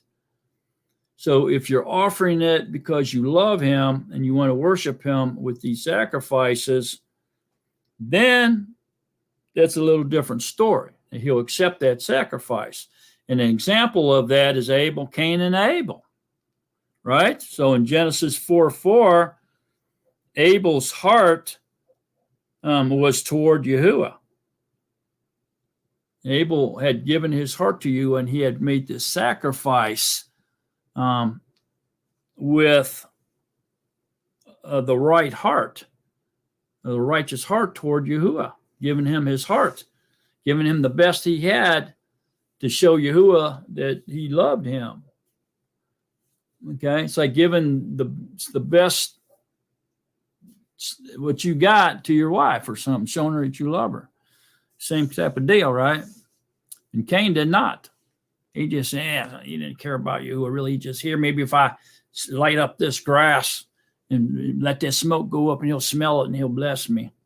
You know, he wasn't giving his heart to Yahuah like Abel did. That's why Abel's sacrifice was accepted and Cain's was not. It had nothing to do with the sacrifice itself. It was their heart that caused Yahuah to accept Abel's sacrifice offering and not Cain's. And the same with us, and same with the Israelites. Okay? So the problem is a people whose hearts are far from Yahuah. And they're just going through these motions and rituals as though that is what makes them set apart, but it is not. What makes them set apart is their love for Yahuah, their willingness to obey Yahuah. That's what sets them apart. To do the things that he likes because they love him. That's what sets them apart from the world.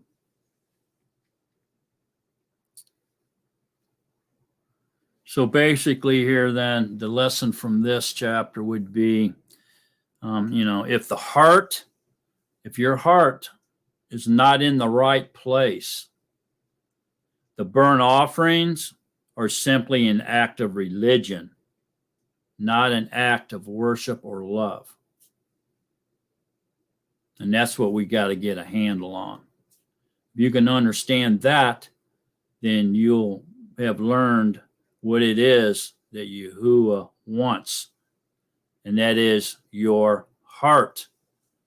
I want you to give him your heart.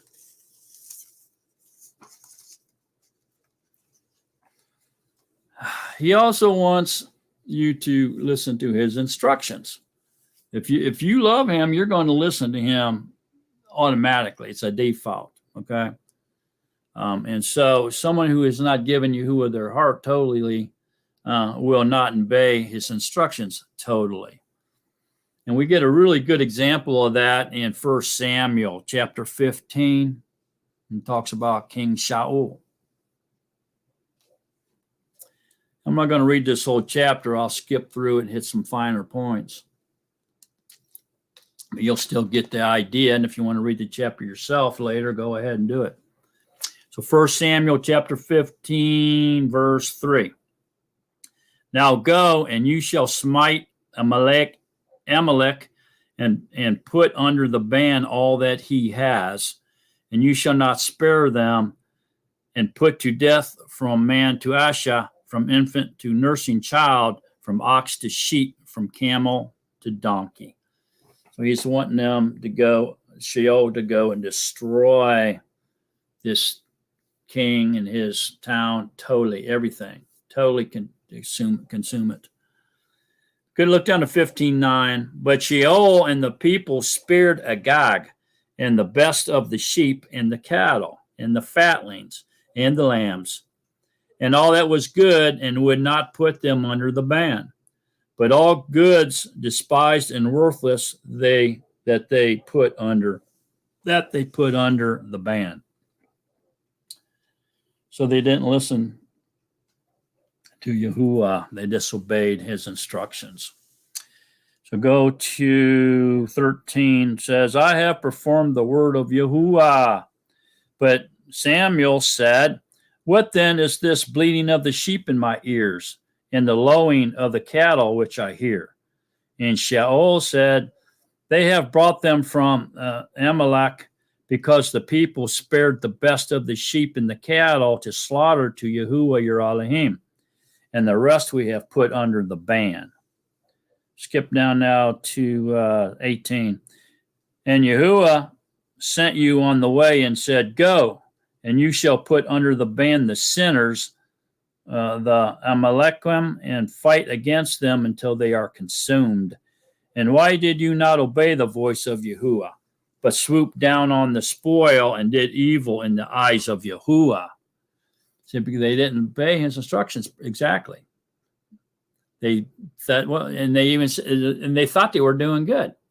You know, we'll keep some of the best cattle and best sheep, so we were going to sacrifice them to Yahuah.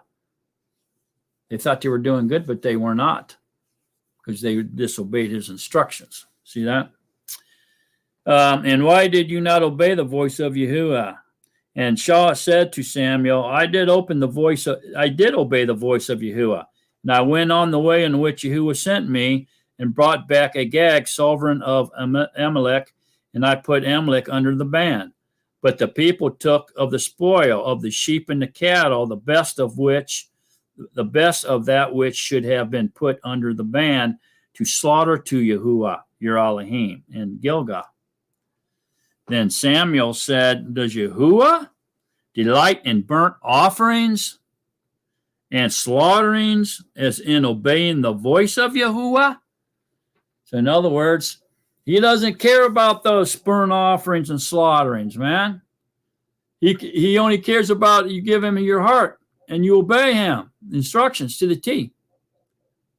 That's what he wanted you to do, dummy. Look, to obey is better than an offering. To heed is better than the fat of rams. So obedience is better than any offerings or any religious practicing. Is disobedience. If you worship him and praise him in the way he instructs us to, that makes him happy. So no matter how much religion and practices and rituals you invent and assemble to perform every Sunday, he's not liking it. It's better if you would obey him. Do what he says. Obey his instructions on how to worship and praise him. That's what he wants. He doesn't want you to add to it, and he doesn't want you to take away from it. That's what his desire is, and that's what makes him happy. For rebellion, not listening to him, okay, is as the sin of divination or witchcraft, and stubbornness, doing what you want to do and not what Yahuah wants you to do, is as wickedness and idolatry. Oh, man. Because you have rejected the word of Yahuah or the instructions of Yahuah, he also does reject you as sovereign. Wow. Wow, wow, wow. You realize what King Shaul lost here by not obeying the voice of Yahuah and doing what he said? He lost the right for the deliverer to come from his line. If he would have obeyed, the deliverer would have came out of the line of Shaul. Instead, he comes out of the line of Dawood, because Yahuah replaced Shaul because he didn't hearken to his voice. He didn't obey his instructions. Powerful stuff, man. So let's look over here at Isaiah 29:13. It says, and Yahuah says, because the people has drawn near with its mouth and with its lips, they have esteemed me, and it has kept its heart far from me. And their fear of me has become a command of men that is taught. It is taught. It's a traditional religion. Therefore, see, I am again doing a marvelous work among this people, a marvelous work and a wonder, and the wisdom of their wise men shall perish, and the understanding of their clever men shall be hidden. Woe to those who seek deep to hide their counsel far from Yahuah, and their works are in the dark. They say, who sees us? And who knows us? How perverse of you! Should the potter be reckoned as the clay? Should what is made say of its maker, he did not make me? He did not make me. And what is formed say of him who formed it, he did not understand? Wow.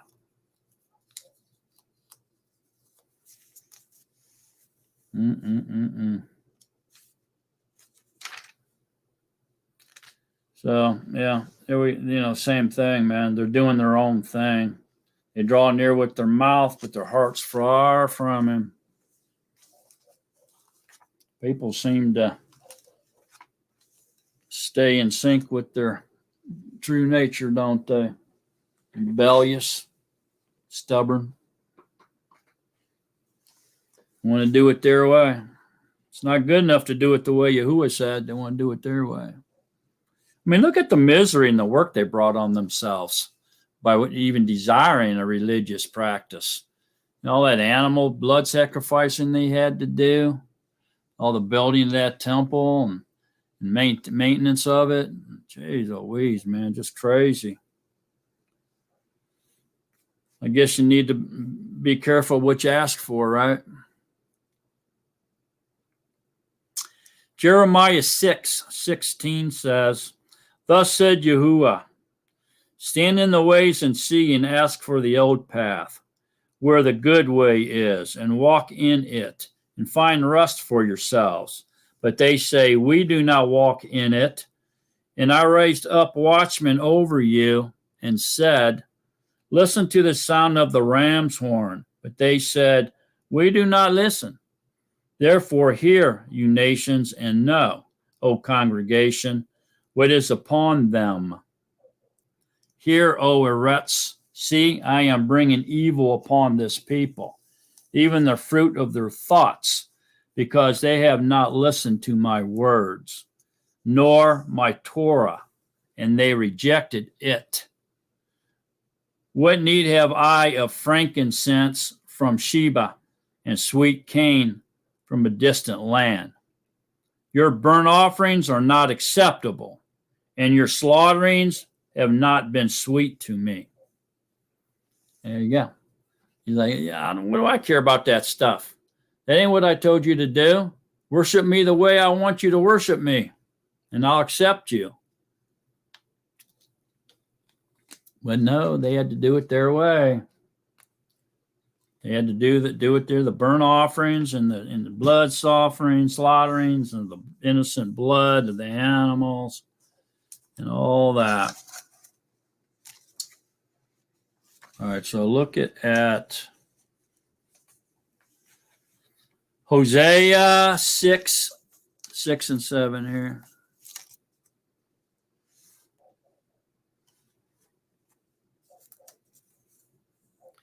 Hosea 6 and 7.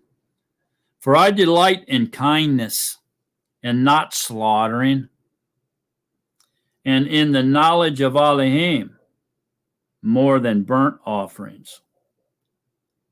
So he desires that you know him. Pursue to know him and know him more than he does them burnt offerings. And in kindness and not slaughtering. Wow, man. But like Adam, they transgressed the covenant. There they acted treacherously against me. So that right there is proof that Adam and Yahuah knew the Barim. They had knowledge of the 10 Barim. Mankind has always known the instructions of Yahuah and what he wants. It's right there. Simple as can be. But like Adam, they transgressed the covenant. There they acted treacherously against me. Mankind has always known. We just don't obey. We don't come to Yahuah with poor Ruach, broken Ruach, to give him our heart, our body, our being, our everything to him. Brokenhearted, and give him your broken heart. And say, here, I belong to you now. I'm tired of doing things my way. I'm tired of disobeying you. I'm tired of practicing all these religious rituals and these traditions. I'm tired of it all, Yahuah. Here's my heart. It's yours. That's what he wants. Amos 5:18.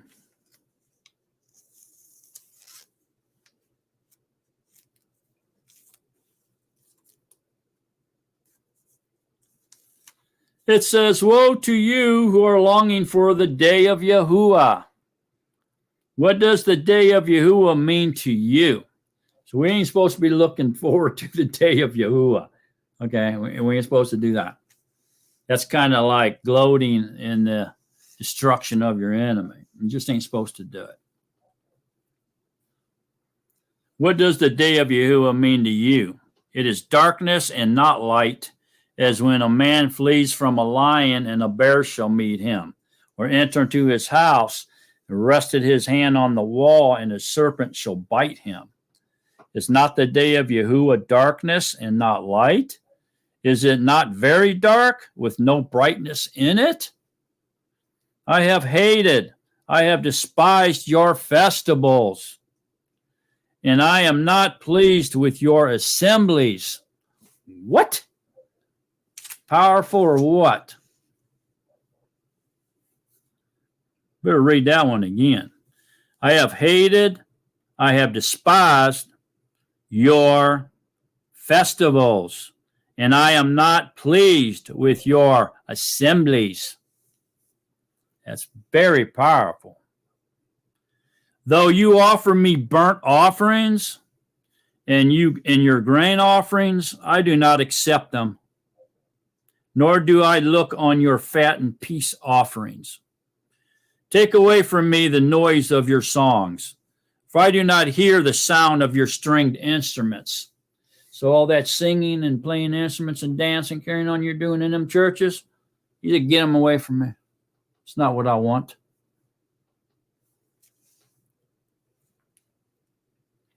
And let right ruling roll on like water, and righteousness like the mighty stream. You brought me slaughterings and meal offerings in the wilderness for 40 years, house of Israel.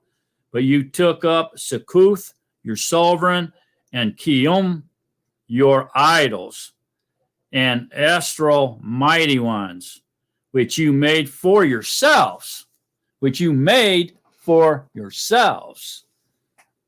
Therefore, I shall send you into exile beyond Damascus, said Yahuah Elohim Zaboeth, his name. Wow. Unbelievable. So those idols are just figures up in the Shemaim and the constellation that they made. Imagine them to be figures up there, some type of God up there, and they were bowing down and worshiping that constellations. Unbelievable, man, that they would do something that crazy. That's men's imagination going wild there, right? Dreaming up GODs and the pattern of the stars, using their extreme imaginations to do so. Don't you see it? There's his foot. Oh, yeah, there's his head. Can you see his? It's like looking at a cloud, trying to making something out of a cloud, you know, and then worshiping it, then bowing down worshiping it.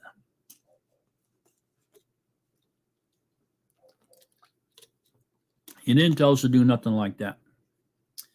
Yahuah did not intend for his burnt offerings to be performed by a people who were determined to live lawless lives.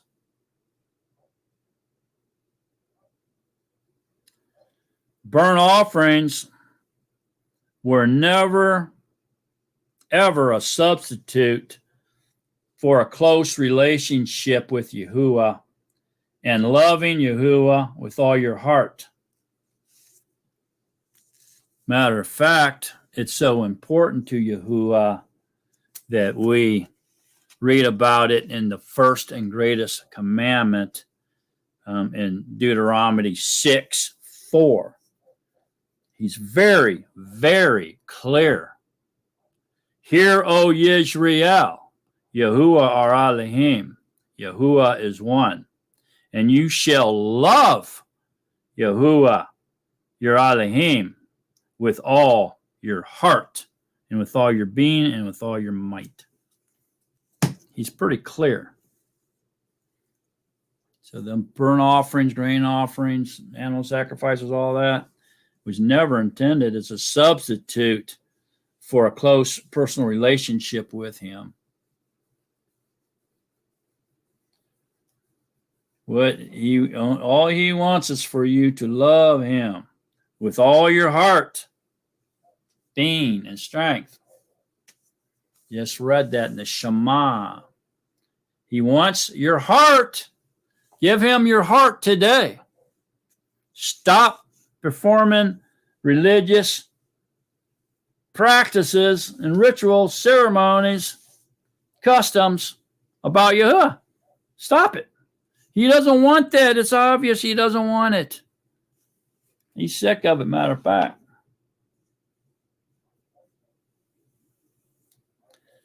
So look at Michal.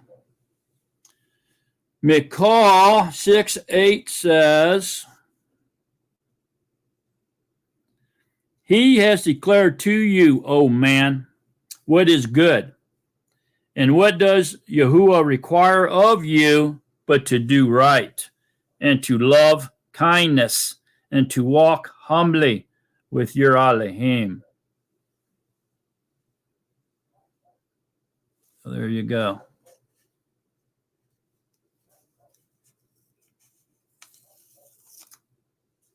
What Yahuah wants.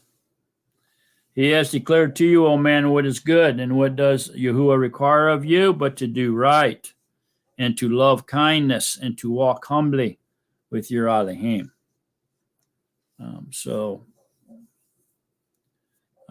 Basically, this would be right ruling, love kindness, right ruling, justice, okay, and to walk humbly, and to do what's right, and in love with kindness. But to do right, that's right ruling or justice. And to love kindness, which is mercy or compassion. And to walk humbly with your Elohim, would be humility. And so these are the three core principles of worshiping Yahuah that he wants from you. So the three core principles of worship to Yahuah, what he wants us to practice is justice, mercy, and humility.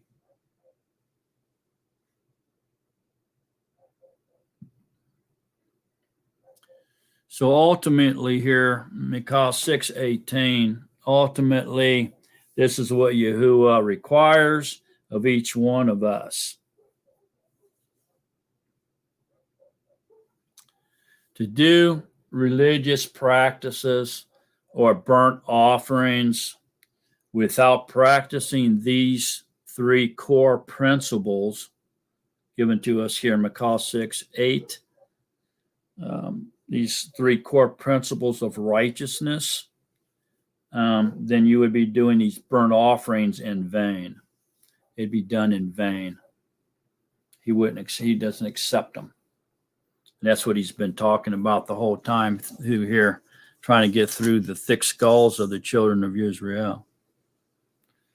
All right.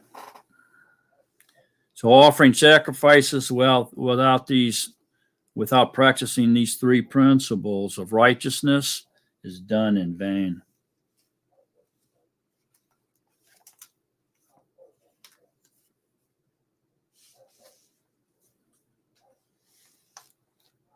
Look at Matthew 12, 1 through 8 real quick. At that time, Yahushua went through the grain fields on the Shabbat, and his Talmudim were hungry and began to pluck heads of grain to eat. And when the Prushim saw it, they said to him, "Look, your Talmud are doing what is not right to do on the Shabbat." But he said to them, "Have you not read what Daud did when he was hungry, he and those who were with him? How he went into the house of Elohim and ate the showbread, which was not right for him to eat, nor for those who were with him, but only for the priest? Or did you not read in the Torah that on the Shabbat the priest in the set-apart place profaned the Shabbat and are blameless? But I say to you that in this place there is one greater than the set-apart place. And if you had known what this means, I desire compassion and not offering, you would not have condemned the blameless. For the son of Adam is master of the Shabbat, which means he is the creator of the Shabbat, the creator of everything, and he makes the rules. And we're to listen to him, not men's religions or traditions, okay, which they were doing obviously here. And so he says here that I desire compassion or mercy and not offerings. That's what he wants. Powerful stuff. So that's one of the three principles, the core principles we just read about in Mikal, right? Yeah, compassion or mercy. Very interesting. So right there, he's really kind of emphasizing, and we're quoting Mikal, that we just read Mikal. So that's very interesting. Now,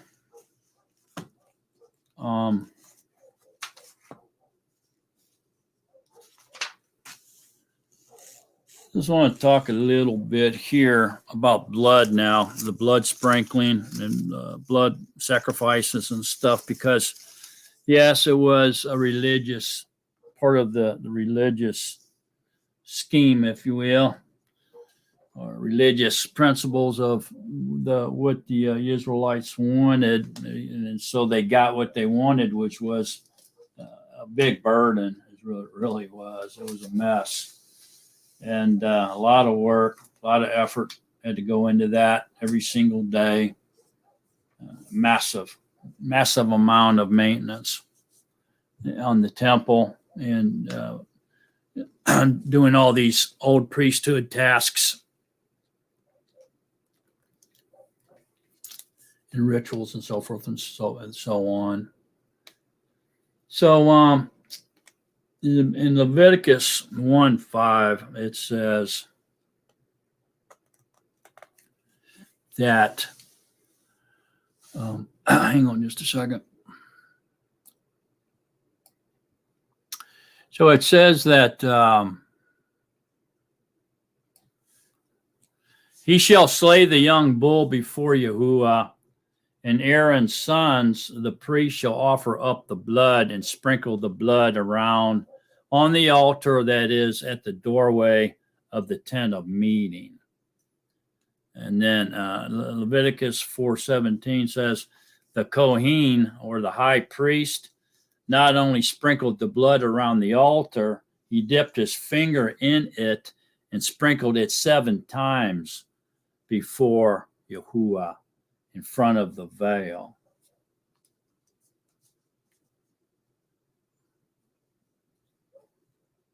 Okay, so we can see where this blood was part of the religious practice or rituals, if you will.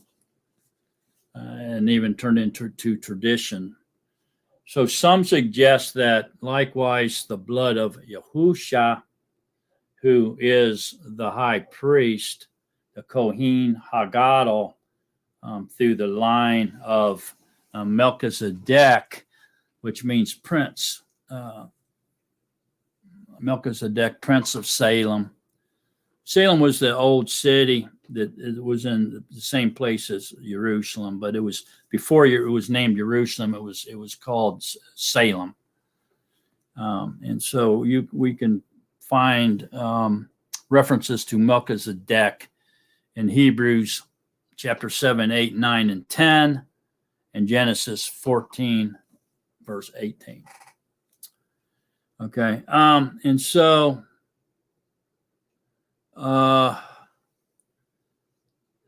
so Yahushua, who was the high priest of the new or renewed covenant, was also sprinkled before Yahuah 7 times while he was on the earth. And so this would have been the copies of the heavenlies, or the carbon copy of the heavenlies would be him, the Lamb of Yahuah, while he's on earth, was sprinkled 7 times with the blood to Yahuah.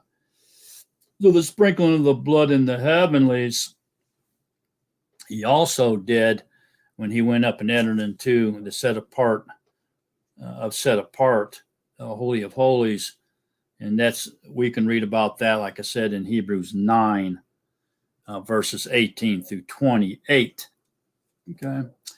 But here, this 7 times while he was still on the earth of the renewed covenant was also sprinkled before Yahuwah 7 times while he was still on the earth.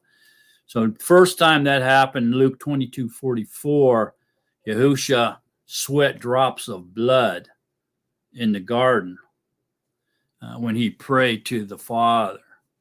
And it says, and being in anguish, he prayed more earnestly, and his sweat was like drops of blood falling to the ground.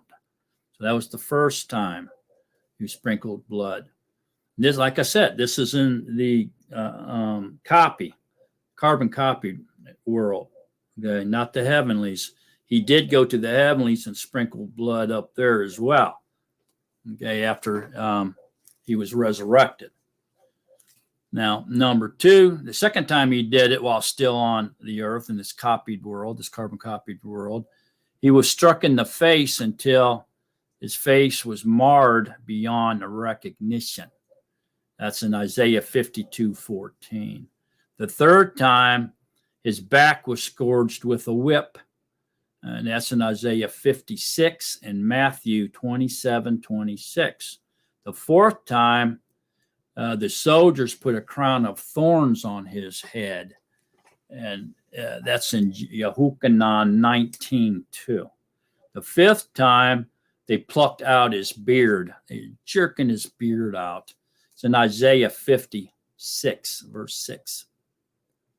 They pierced his hands and feet. Okay, that was Psalms 22:16, Luke 24:39, Yahuah 20, verse 27. And the seventh time, they pierced his side with a spear, and blood and water came out. That's in Psalms 22:14 and Yahuah 19:34. So there he was, the high priest, even before he resurrected. Okay, he was had drops of blood put on him before he even ascended back into the Shemayim and sprinkled his own blood on the heavenly places. Okay, up there at the Holy of Holies, Ark of the Covenant. And in the Shemayim, the original. That's the original. The one in the heavenlies are the original. The ones down here are just carbon copies. Okay, so he cleaned up down here with the blood, his blood, and then he cleaned up there with his blood. He presented himself to Yahuwah as a sacrifice of man's sin. All right. Now, with all this, as we were talking about before, all this religion and traditions going on, the devil, Satan, his demons, the fallen Malachim, they all saw a crack in the door, and they jumped in there as quick as they could and started saying, you know, we can use this to our benefit, all this religious stuff. It's not what Yahuah wanted. But the demons knew that man's hearts desired this, and they could use this to lead men astray. And they did. And so there became satanic counterfeit religions, and also animal blood sacrifices, and things like this, and temples and all that were engulfed or surrounded or invented around satanic counterfeits pertaining to this religious practices and traditions. And so some people, even believers, are uncomfortable with the whole idea of this blood sacrifices is being part of a religion based on worship in Yahuah, but it is.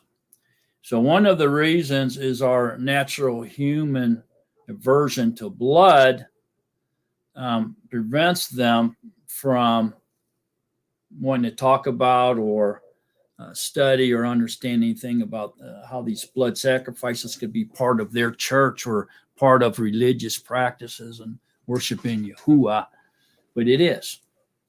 So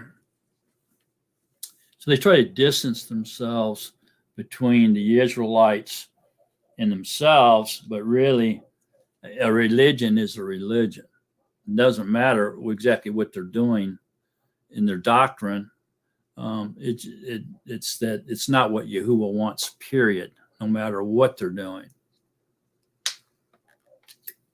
Another reason they're repulsive of accepting blood sacrifices in their religion is because of the association with these satanic counterfeit blood rituals that are going on.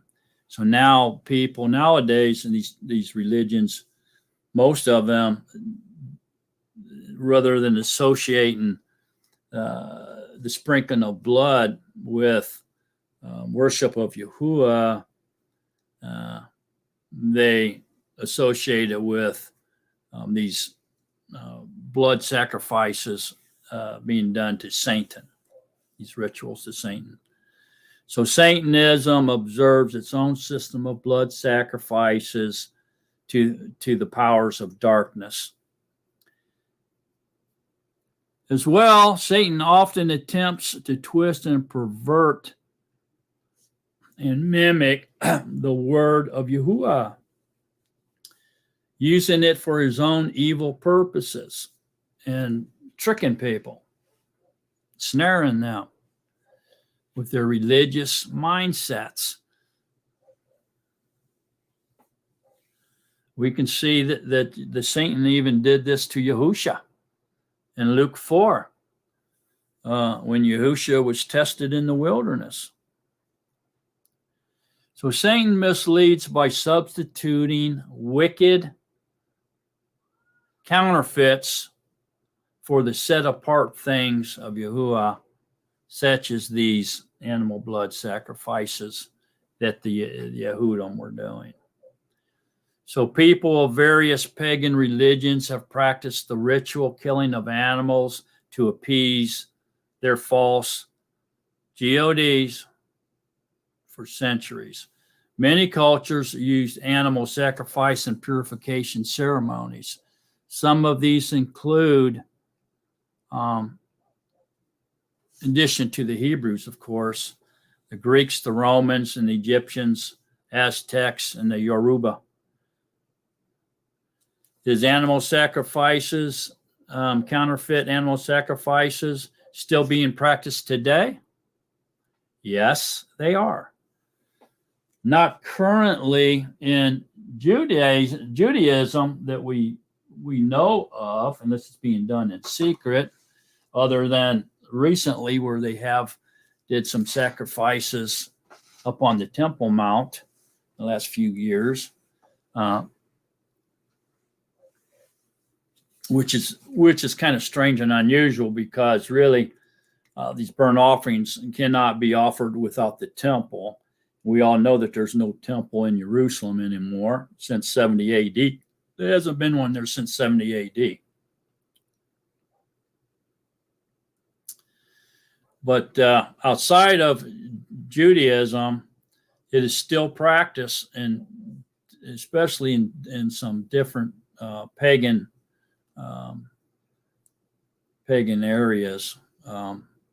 So there's, like, in the Caribbean region, to this day, these people are still sacrificing animals to cure sicknesses and give thanks to their false mighty ones, especially Orisa, as part of their ritual activities. They perform these blood sacrifices, and we all know that people who practice voodoo, you like to use chickens and chicken blood to perform their blood ritual activities as well.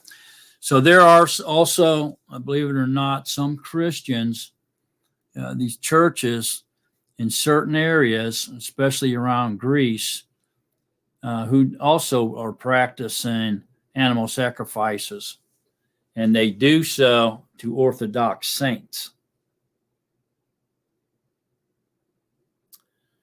So human sacrifices is another satanic counterfeit to Yahuwah's sacrificial system, which he allowed the Israelites to do.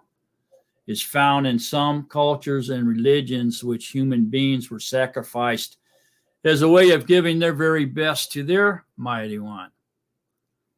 In times of a natural disaster, such as earthquakes, floods, or volcanic eruptions, which have historically been understood as evidence of their deity's anger or displeasure, other cultures have offered up human sacrifice in the hopes of appeasing the wrath of their mighty ones. Even in the West, worshippers of Hashatan and his demonic entities have been performing human blood sacrifice since ancient times. So it is likely that this practice continues to this very day, especially in secret or within secret clubs just outside of mainstream culture. Judaism, on the other hand, abhors the concept of human sacrifice because it is abhorrent to Yahuah, as it is written in Leviticus 18:21. Never give your children as sacrifices to Moloch. If you do, you are dishonoring the name of your Elohim. I am Yahuah.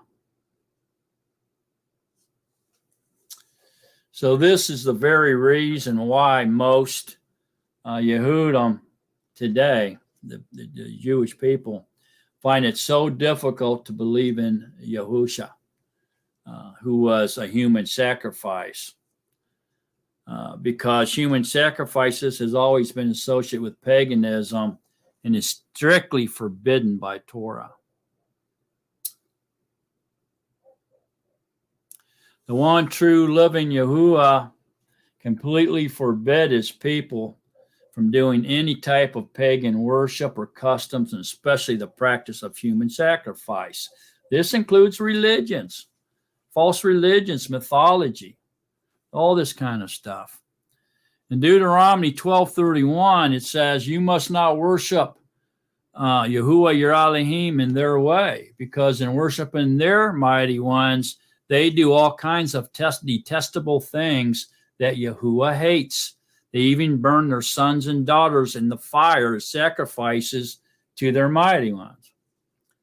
So knowing this, that Yahuah detests human sacrifice, especially of a son or daughter at the hand of a parent, the Yehudim naturally assume that Yahuah would never allow someone to die a substitutionary death the way animals do.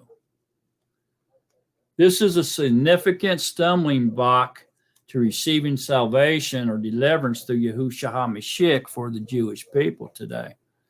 However, the ancient prophet Yeshayahu revealed that long ago, Yahuah planned to lay all of our sins and inequities upon the coming Mashiach. Isaiah 53, 5 and 6 says, "But he was pierced through our transgressions. He was crushed for our iniquities. The chastening for our well-being fell upon him, and by his scourging we are healed. All of us are like sheep, have gone astray. Each of us has turned to his own way of worshiping. But Yahuah has caused the iniquity of us all to fall on him." Okay. So he's making a way to get us out of all this religious practicing and traditions and everything, false worshiping and praising of him that he never instructed us to do. We're worshiping him with strange fire, like Aaron's sons did. He's going to strike us dead if we don't correct ourselves through Yahushua HaMashiach and start having a close one-on-one personal relationship with him rather than practicing some man's made-up religion about him or a demonic doctrine religion about him.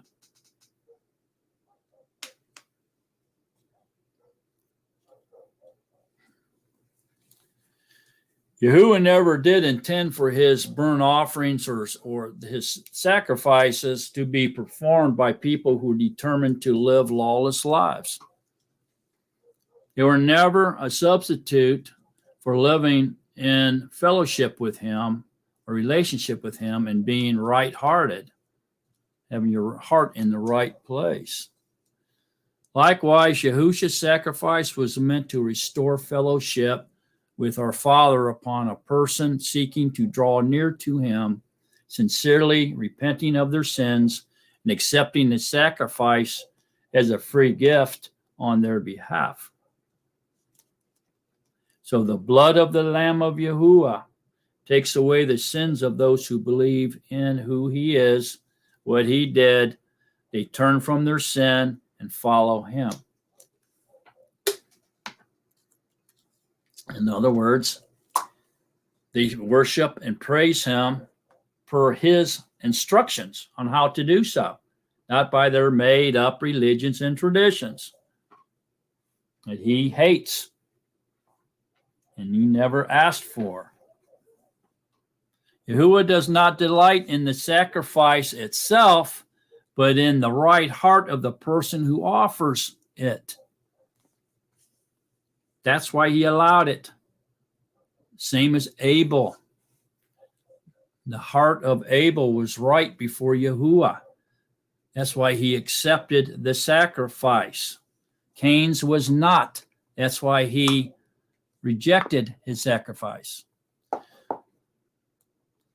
Nearly all of the Hebrew prophets warned the people that offering sacrifices without returning to the principles of righteousness our Elohim laid out for us in his word would be done in vain.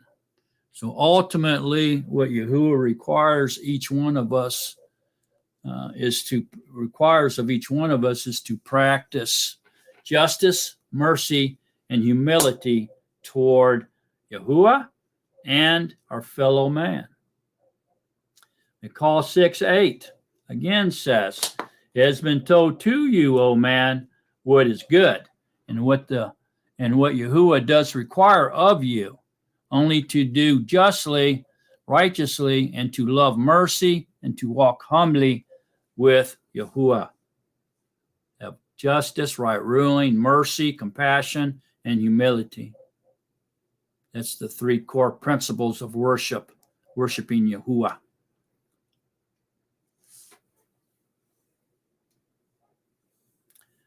Yahushua, who has set us free from the evil master of sin and death, through his death and resurrection, has given us the power to be just and righteous, right rulings, and to love compassion and love mercy and walk humbly with Yahuah.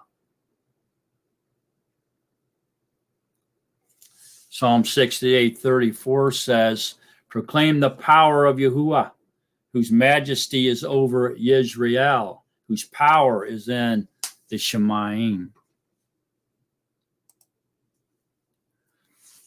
Okay, so even though this blood sacrifices, burnt offerings, grain offerings, all these things were part of the religious ceremonies or rituals or practices of the Yehudim, of the Israelites, they were authorized by Yahuah in order to please them, because they wanted a religion to do. They wanted things to do, and maybe they should have been very careful what they asked for. So they surely got it. It wasn't easy.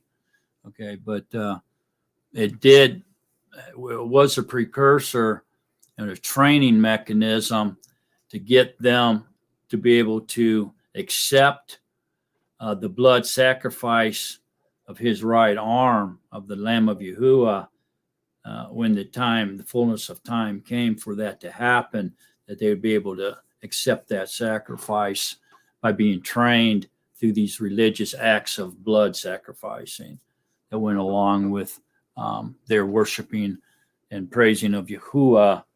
Not that he really wanted it, but he accepted it as long as the person that was doing it, heart was in the right place. If not, then they were just doing it in vain anyway. The animal blood had no power anyway to remove sin. Only had the power to temporarily cover up unintentional sin. That's all it could really do. But Yahushua's blood, it has great power. And so you don't believe in the power of the blood of animals to deliver you, to wash away your sins, but we believe in the power and the blood of the Lamb of Yahuah, Yahushua HaMashiach, to take away our sins and deliver us and clean us up and deliver us, so that we can go back and do the desire of Yahuah, which is to give him our heart and obey him and have a one-on-one personal loving relationship for eternity with him in paradise. He wants your heart, people. Give him your heart. Give him your heart right now, this very minute, this very hour. Don't hesitate. He's waiting on you. That's what he wants.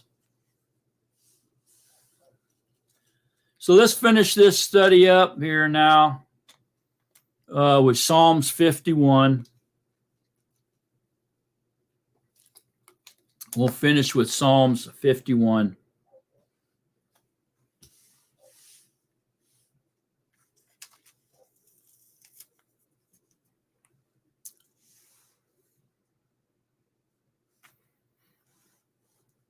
Show me favor, Elohim, according to your kindness, according to the greatness of your compassion.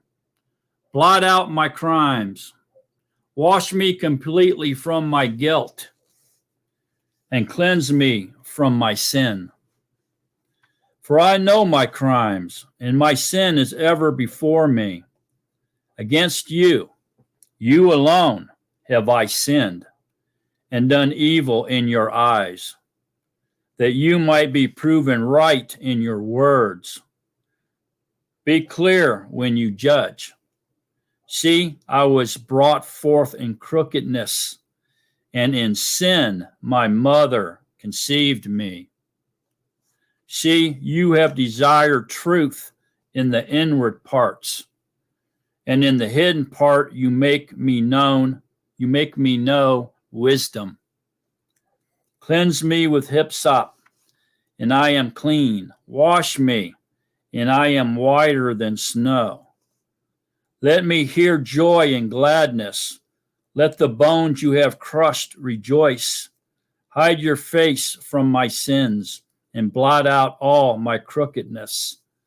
Create in me a clean heart, O Elohim, and renew a steadfast ruach within me. Do not cast me away from your presence, and do not take your ruach hakodesh from me. Restore to me the joy of your deliverance, and uphold me, noble ruach. Let me teach transgressors your ways, so that sinners turn back to you. Deliver me from blood guilt, Elohim. Elohim of my deliverance, let my tongue sing aloud of your righteousness. Yahuah, open my lips, and that my mouth declare your praise. For you do not desire slaughtering, or I would give it. You do not delight in burnt offering. The slaughterings of Elohim are a broken ruach, a heart broken and crushed. Elohim, these you do not despise.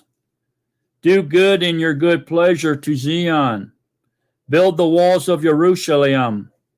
Then you would delight in slaughterings of righteousness and burnt offering and complete burnt offering. Then young bulls would be offered on your altar. Amen.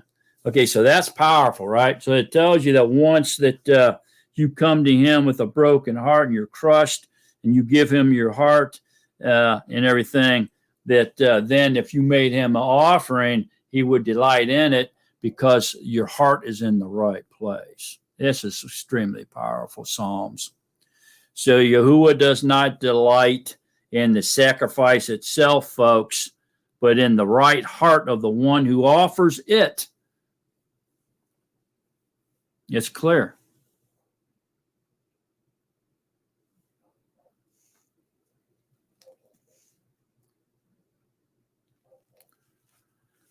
Okay, so that's the end of our study this evening. I hope you all got much out of that study as I did. What a powerful, powerful study that was. Amazing.